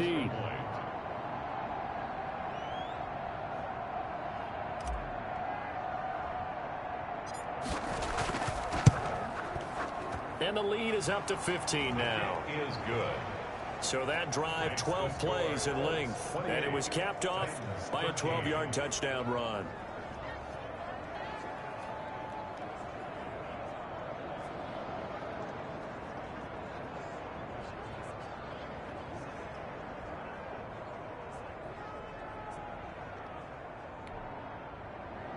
Rodrigo Blankenship to kick off for Indianapolis.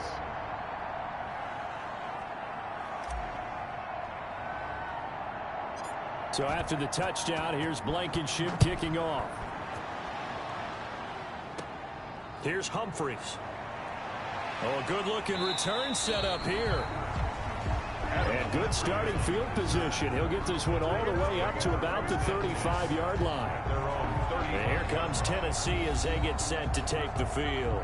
And on the last drive, they were in field goal range. They just opted not to kick it, didn't get it. How does that change the mentality this go-around? I don't think it changes much for the head coach because this is what he preaches all the time. Attack at all times in any spot on the field, and he likes touchdowns, not field goals. Now, your field goal kicker, you got to make sure you nurse him through and say, okay, don't worry about it.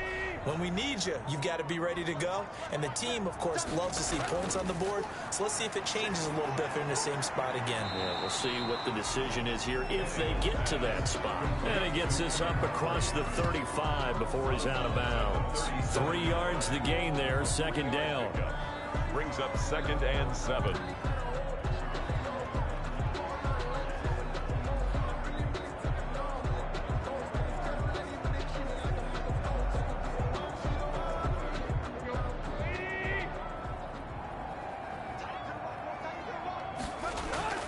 Running from the gun with Henry. And he is met quickly in the backfield. Down he goes, folded like a lawn chair. Now they're staring at a 3rd and 8. That last play, backwards a yard. I see a shake of the head as he gets up, and you've got to imagine he's thinking, guys, you got to help me out. He's hoping his team can read his thoughts because he definitely needs some assistance.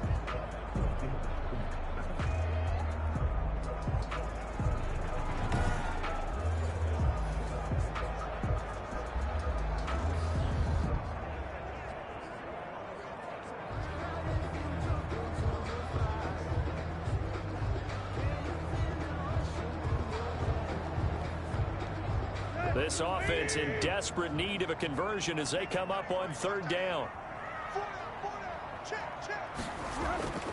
A shotgun snap for Tannehill.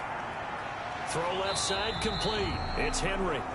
And the tackle going to be made at the 41 as they stop him a few yards short of the first. 5 yards, not enough. And it'll be 4th down. One hallmark of good defenses is understanding the game, understanding positioning, and tackling immediately in the secondary after catches. I think we just saw that on display right there. Got to him before he ever had a chance to think about turning it upfield.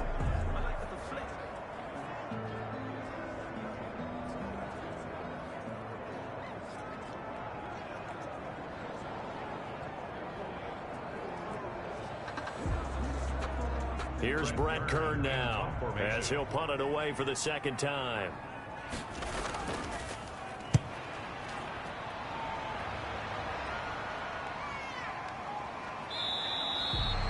A 39-yard punt, a return of 5, and that will come the offense as they take over. Indy set to go on offense once more. This is sort of what you would call a put-away drive, isn't it? They score here, especially a touchdown. It's almost out of reach. It certainly feels that way, and I think that they're going to call their plays accordingly because what you really want to do, even though you know the scoreboard is still up there and the game's going to go on, in fact, you can take the spirit away from another team, that their drive and will to come back and win can be taken with another score right here. Still 3rd quarter, but you just get that feel. Yeah, they're teetering right there on the brink, aren't they? And not much there. Maybe a yard up to the 24. The tackle made at the 24. Typically, we think it's the strong safeties that are better tacklers, especially closer to the line of scrimmage amidst traffic. But in this case, how about the free safety coming up and making the big-time play?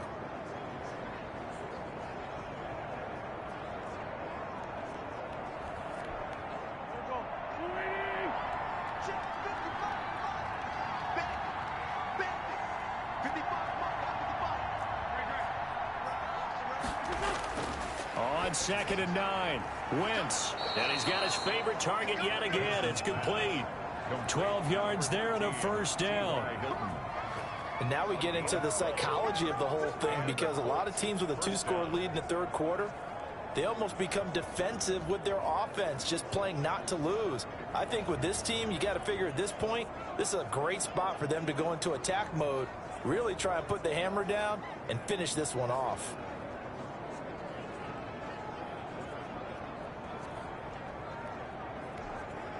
So from the 36 now, 1st and 10. They give to Taylor out of the gun. And he'll get this up to about the 40. They give him 4 yards there. It'll be 2nd and 6. Well, at the end of all that hitting and hollering, it was a 4-yard run, so the offense is going to go back to huddle and feel pretty good about themselves. Defensively, you have to feel okay because you didn't let it turn into a bigger run, but the goal, shut it down for 2 yards or less. That's when you start to feel good about yourselves.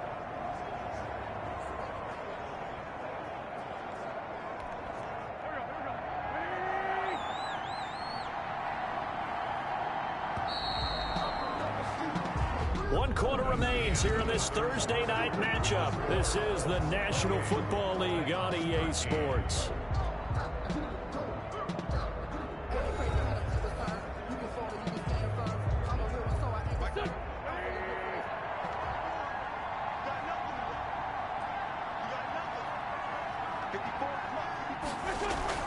On second down now, it's Hines. Only a yard on the pickup there, and it'll bring up a third down. Brandon, I've got to think this offensive line has got some smiles on its faces. And I know it sounds crazy, but they practiced for this back in training camp. They knew they'd be in situations where it'd be extra defenders in the box coming after them, trying to keep them from locking down a game. Right now, they want to show the world they're up to the challenge.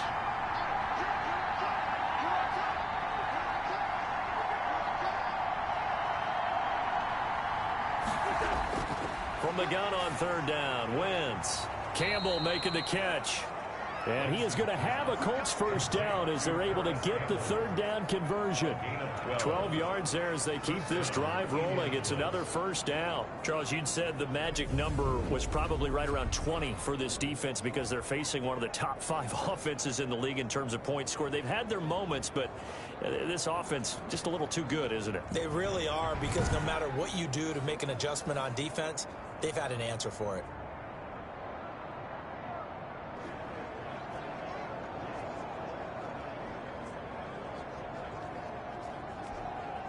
So operating from Tennessee territory now. Here's 1st and 10 at the 47.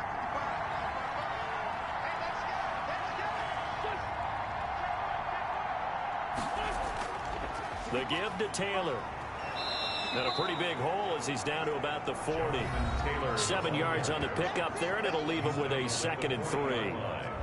A 7-yard pickup brings up 2nd and 3.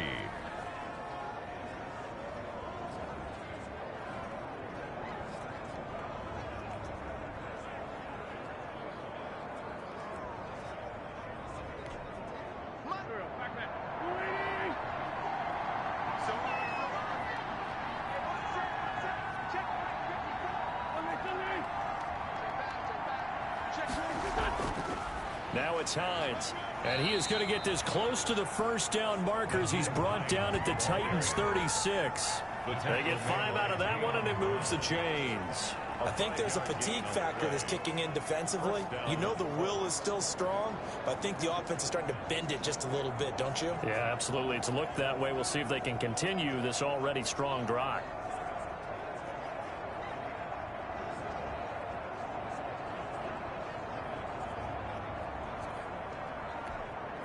So from the 36 now, 1st and 10.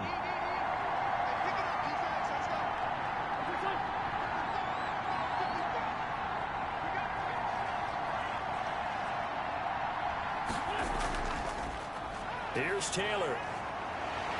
And for one of the first times tonight, he's going to be held up at the line of scrimmage. Taken down right. No gain on the play there. 2nd down. Run blitz there defensively, something we might see more of here in the 4th quarter. I think we'll see a lot of it, and the difference between that and a pass blitz, you're trying to get to the quarterback. You're trying to scheme someone open who will get to the QB and make sure he gets on the ground. In a run blitz, you're actually trying to cover up gaps, trying to cover up holes so they can't run the football. Officially nothing on that last run. They'll try again, 2nd and 10.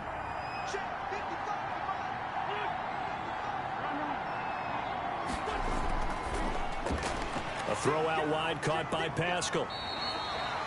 And this play will be blown up. He'll lose yardage back at the 38. 2 yards the loss, and now 3rd and 12.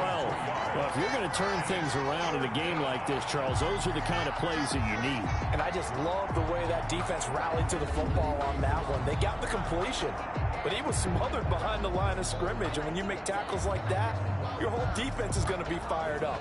Really nice play getting to the ball.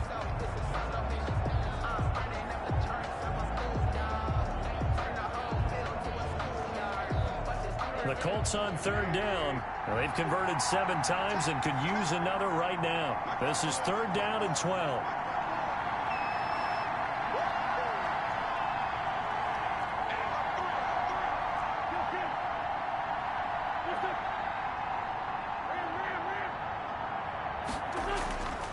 To throw, it's Wentz. And the throw there going to be incomplete. They went with the dive look that time on defense, just flooded the field with defensive backs, blanketed everyone, took away all the passing angles, thus the incompletion.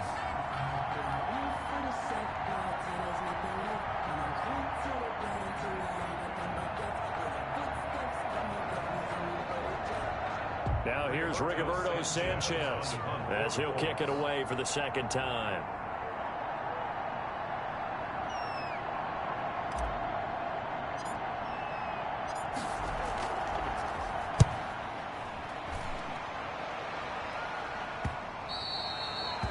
This is going to carry well into the end zone for a touchback. On 20-yard line. The Titan offense now working their way back onto the field. Their defense was able to force the punt. That's the good news. But this is still a two-score game, and they need points on this drive and in a relatively quick manner.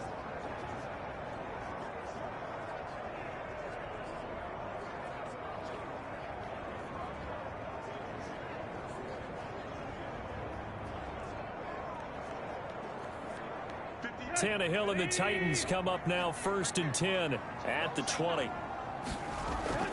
Out of the gun, he'll throw. He's going to hit his man out of the backfield, complete. And he's tackled a yard short of the marker. Good gain of 9 on 1st down.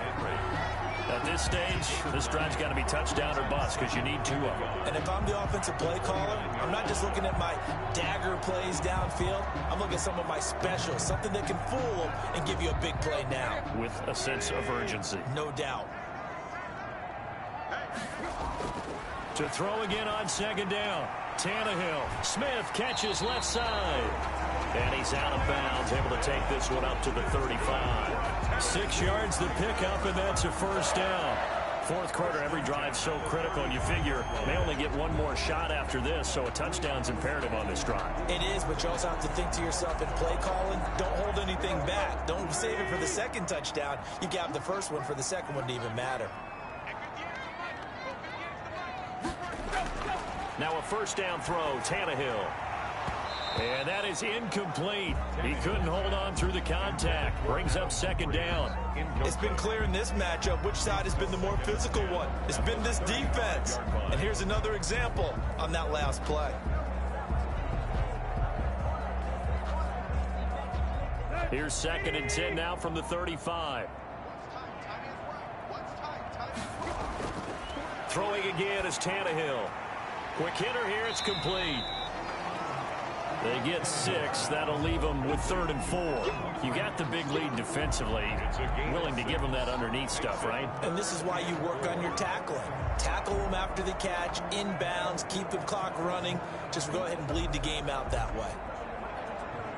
The Titans on 3rd down. They've converted a 1/3 of their opportunities, 3 for 9. This is 3rd and 4. The Colts are going to get him. Down he goes.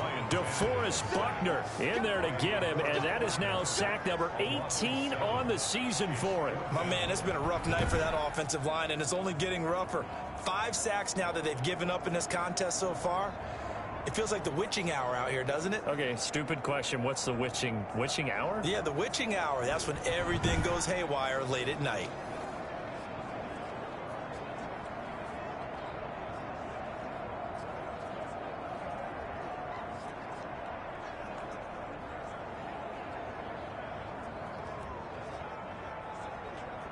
Here's Brett Kern now as he's on to punt for Tennessee.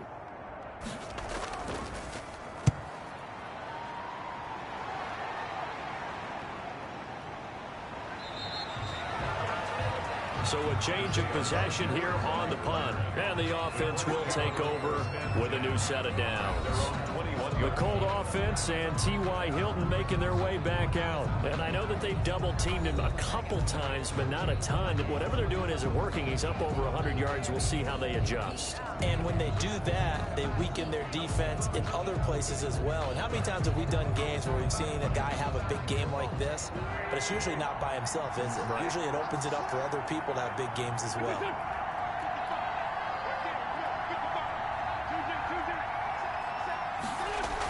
Here's a handoff to Hines to begin the drive. Bringing him down defensively, Jayon Brown. Now, I'm guessing you'd say this is kind of the key here. Grind out some yardage, work on that clock, see if you can continue to tick it down. Definitely. You want to bleed things out at this point, right? Continue to possess the football, gain some yardage, and put the onus on the defense. Do they have to use timeouts? What are they going to do to stop you? You're taking charge.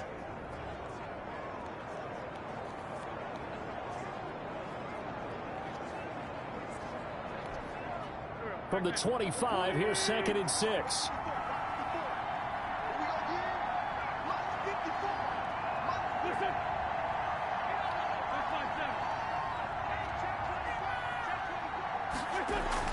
They run again with Hines. And they're able to get this one across the 35. 11 yards there, first down. At the 36-yard line. No doubt those are the types of carries they're looking for here, Charles. The lead in the fourth quarter. This is when coaches that have a reliable running game, they breathe a little easier on the sideline. Yeah, they love the idea that they can take the air out of the football at this point of the game. That means they're really counting on that offensive line, counting on the runners, taking care of the football. Because you're going to tell your quarterback, hey, no time to be a hero. We're not going to throw it here. Just eat up that clock. And if you have the ball, they can't score. So from the 36 now, 1st and 10.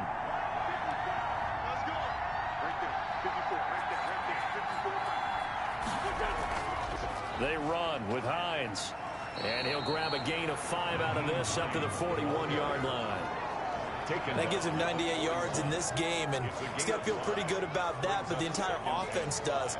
The big thing, though, Brandon, they've got to get to 100, though. You think he knows he's at 98? I think someone has told him by now, and here's the thing. Getting to 100 or more is tangible evidence that you've had a nice day running the football, and that's what his offensive line wants for him and for themselves.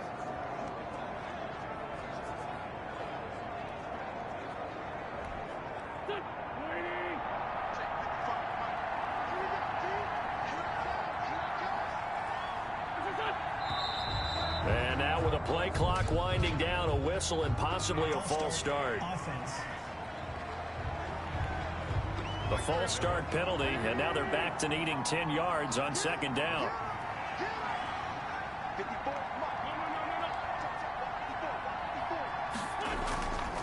This is Hines. 9 yards, and that leaves him just short, so it'll be 3rd and less than a yard. So from 2nd and long, now we go to 3rd and very manageable. Yeah, they love that phrase, don't they? Because as an offensive coordinator, you can keep people a little bit off balance and guessing because you don't have to throw it. You can come back with a strong run game if you want to. And if you're in 4-down territory, that really opens things up for you.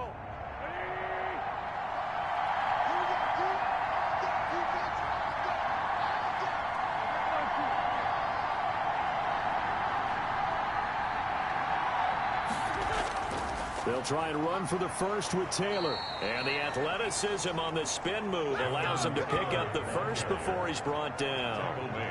It's a gain of 4 there, and it gives him a new set of downs. Brandon, when a defense just simply can't get off the field on 3rd down, and we all know how important that down is for both sides of the ball, you often feel like you're just a step behind whatever they're doing offensively. And one of the differences in this game, no doubt, 3rd down conversion, and that is going to be a story they'll talk about after this one. All runs on this drive so far. It's 1st and 10.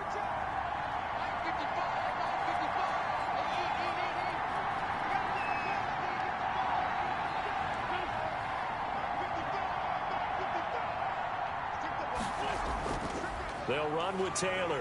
And for one of the first times tonight, he's going to be held up at the line of scrimmage. The tackle made by... Call it no gain on the play, and it'll be 2nd down. He's having a big game running the football, but that one will hurt the yards per carry a little bit. Yeah, but the average he's got so far, that's the type of average he wants to take with him to contract negotiations, doesn't he?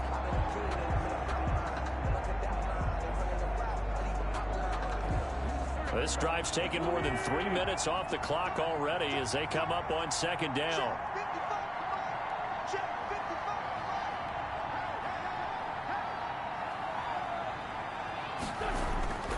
Taylor. And for one of the first times tonight, he's going to be held up at the line of scrimmage. Back-to-back stops make it 3rd and 10. He has elite instincts from his linebacker spot. He's able to diagnose the run and flies in like a missile to stop that one behind the line of scrimmage.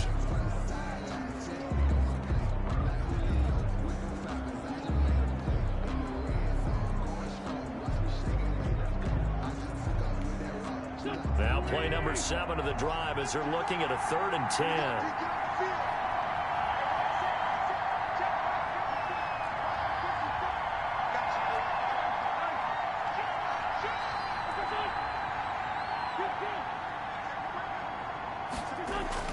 From midfield, here's Wentz. It's his target, the tight end, Mo Alley-Cox. And he is going to have a Colts first down as they're able to get the 3rd down conversion. 16 yards to pick up there. The Colts have a first down. Big hook up there. Forced to throw it on 3rd down. The connection's going to keep the drive alive and also keep the clock moving. Yeah, and from a defensive perspective, didn't get a sack, didn't knock the ball free, didn't break up the pass. The clock keeps running on you. You're in a dire situation now.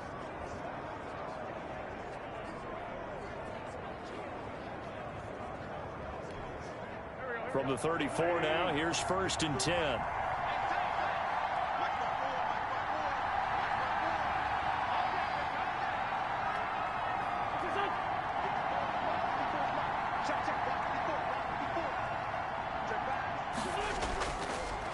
They'll try and run some clock here as they keep it on the ground. A pickup of about 3 yards as he's taken down at the 31. On the tackle. I'm sure that that's going to be the formula. Just keep the ball on the ground. Keep that clock moving. And when you have the lead this late in the game, above all, stay in bounds. Yes, take care of the football. Yes, gain yardage, but stay in bounds and let that clock tick.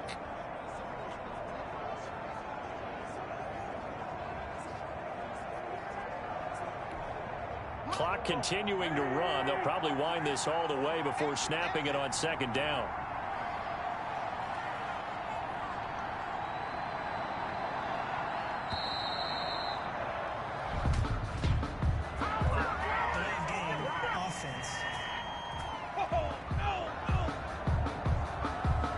And they just did not get the snap away in time.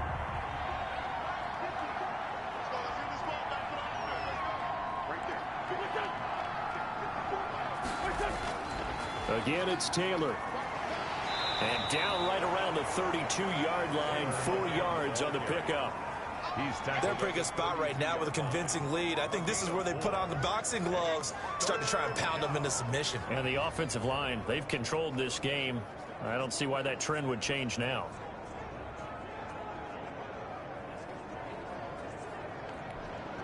They need to get this to the 24 on 3rd down.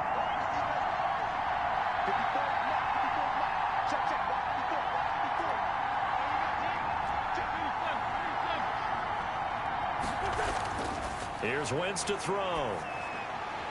And he will not be able to hang on through the contact. It's incomplete. The coverage strong, and now it's 4th down. From a defensive perspective, they had exactly what you want anytime they want to throw the football. There was pressure on the quarterback. They were getting after him, and they tightened down on the receivers and forced the incompletion.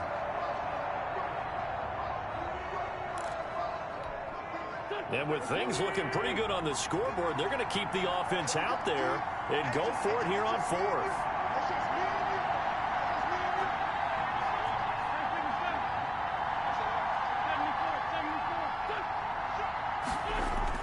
They'll go for it. It's Wentz. He's going to let this go. Back of the end zone. And this is going to be incomplete. The Colts unable to convert here on 4th down. And as a result, it'll be Titan football on the turnover on downs. And I am not sure, partner, there what the mindset was to go for it. I don't know. And some teams just feel that possession is the key to everything. They just want to have the football in their hands. No matter how it goes to the other team, they just don't trust doing that. So they say, listen, go for it and try and finish it ourselves. Tennessee offense about set and ready to go. And down on the scoreboard, certainly needing to avoid what happened on the last drive, punting the football. Sense of urgency has to take over for them here. They know the score. They know the situation. And by the way, the punter no longer exists for their offense. That's how they have to treat this drive. They need points. Big time.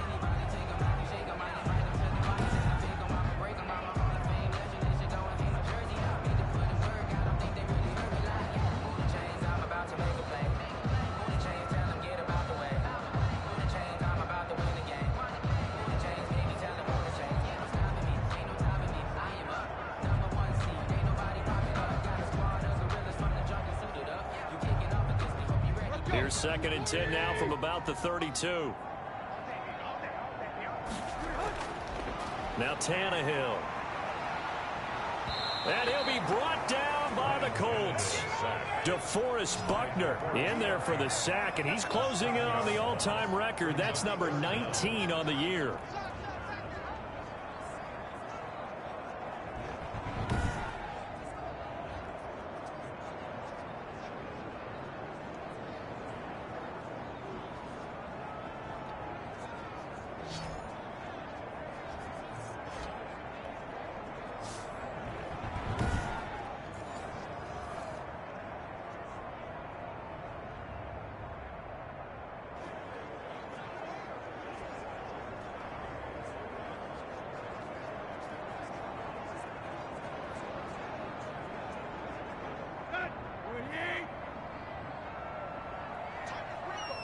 Two minutes left to play in this football game here on EA Sports.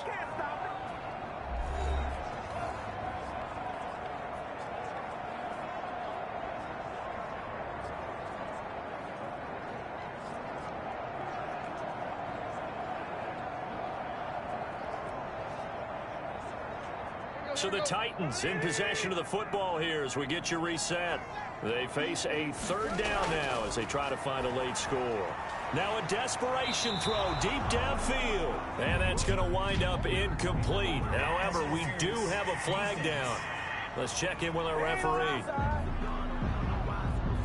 Well, you won't hear any boos from this home crowd on that call. No, not at all. And it's been a long day for this crowd waiting for this game. It's been a long evening as well. Finally, they feel they got a call. So the big play gets him across midfield now for 1st and 10. Out of the gun, Tannehill. And he was hit as he threw it there, and it forces it incomplete. I'll tell you what, partner, after he ices down, he's going to need a nice long soak in a hot tub after this one. He's been under duress the entire game. And once again, hit as he throws. Fortunate that one wound up incomplete. After the incomplete pass, here now is 2nd and 10.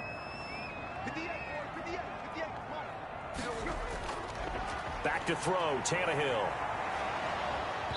And that one goes incomplete. He's maybe lucky it wasn't a fumble as he got hit as he threw it. We've seen this quite a few times in this game. Offensive line unable to keep leverage, unable to keep people away, facing a lot of pressure. Fortunate just to get rid of it. One of the reasons they're down is that inability, though, to stop the pressure. We saw another example of it there. Throwing on 3rd down, Tannehill.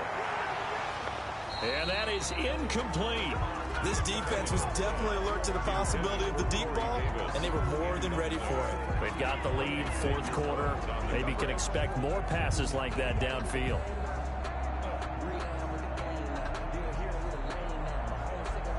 And they're indeed going to go for it here on 4th down.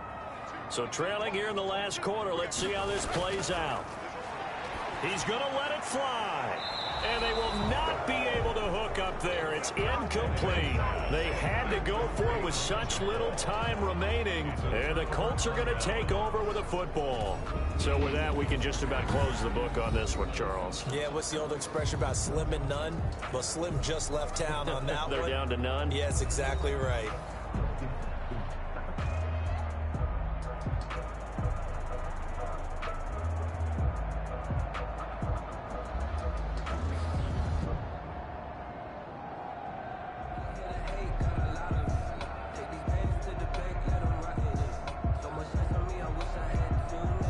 Good starting field position for the Colts as they have it 1st and 10 at their own 44. A carry by Taylor to start the drive. And he'll work free from one tackle, but that's about all as he's taken down. The Titans going to use the first of their timeouts as they'll get it with just over 90 seconds to go in the ball game.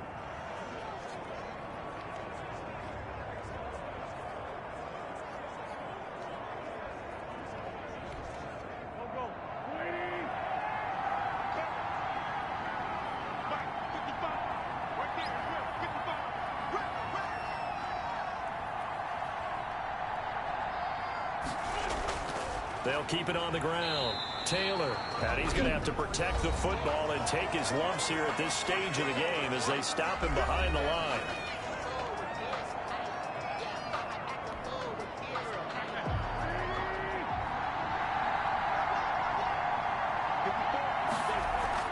On 3rd down, here's Taylor. And he'll lose yardage here, back at the 47. Now the Titans will use their 3rd and final timeout as it comes with 1:25 left to go in the contest.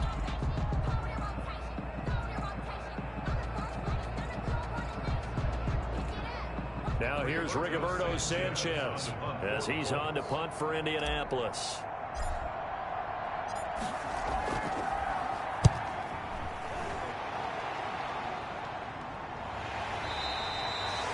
They'll call that a 33-yard punt with no return. And possession will switch hands, 1st and 10.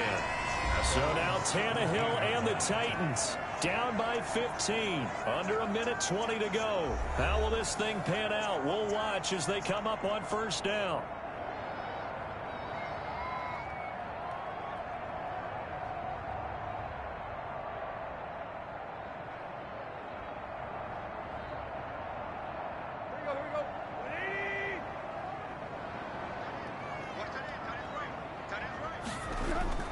On 1st down, it's Tannehill.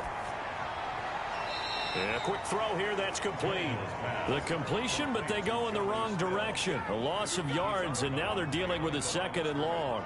If you're a selfish player and you're throwing the ball, you're cool with the completion. Maybe not so cool with the yardage loss, though, huh? Yeah, you went backwards on the yardage. Hey, it kind of works like a sack for the defense there. Yeah, it's a really big play for them, right? Able to figure it out, sniff it out, and finish it off.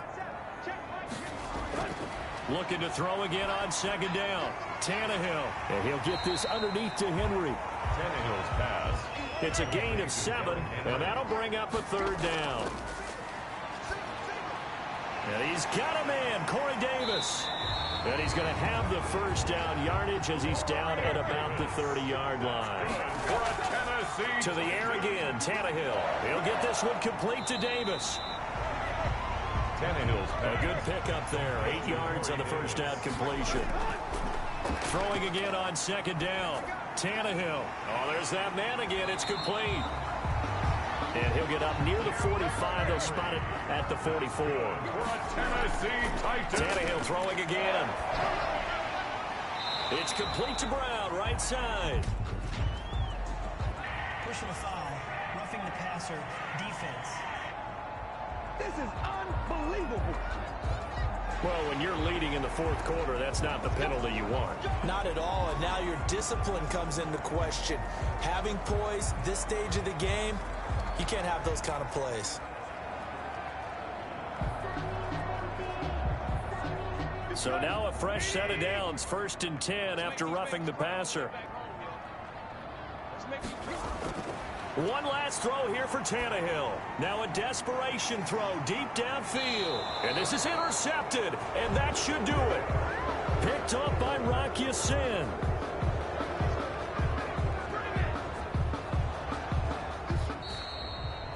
So this one winds up an Indianapolis victory.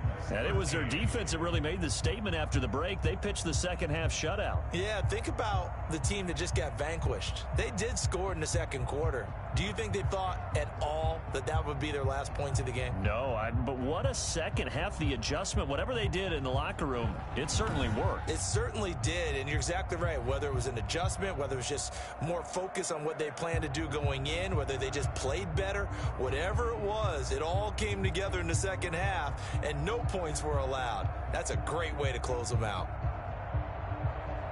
So for Indianapolis, the train just keeps rolling. 9-0 now to start this campaign. And they'll get a few extra days to savor this one before they take on the Green Bay Packers. Meanwhile, for Tennessee, they'll lose an important one here as that drops them to 5-4 on the season. And they'll be on the road next week for a matchup with the Baltimore Ravens.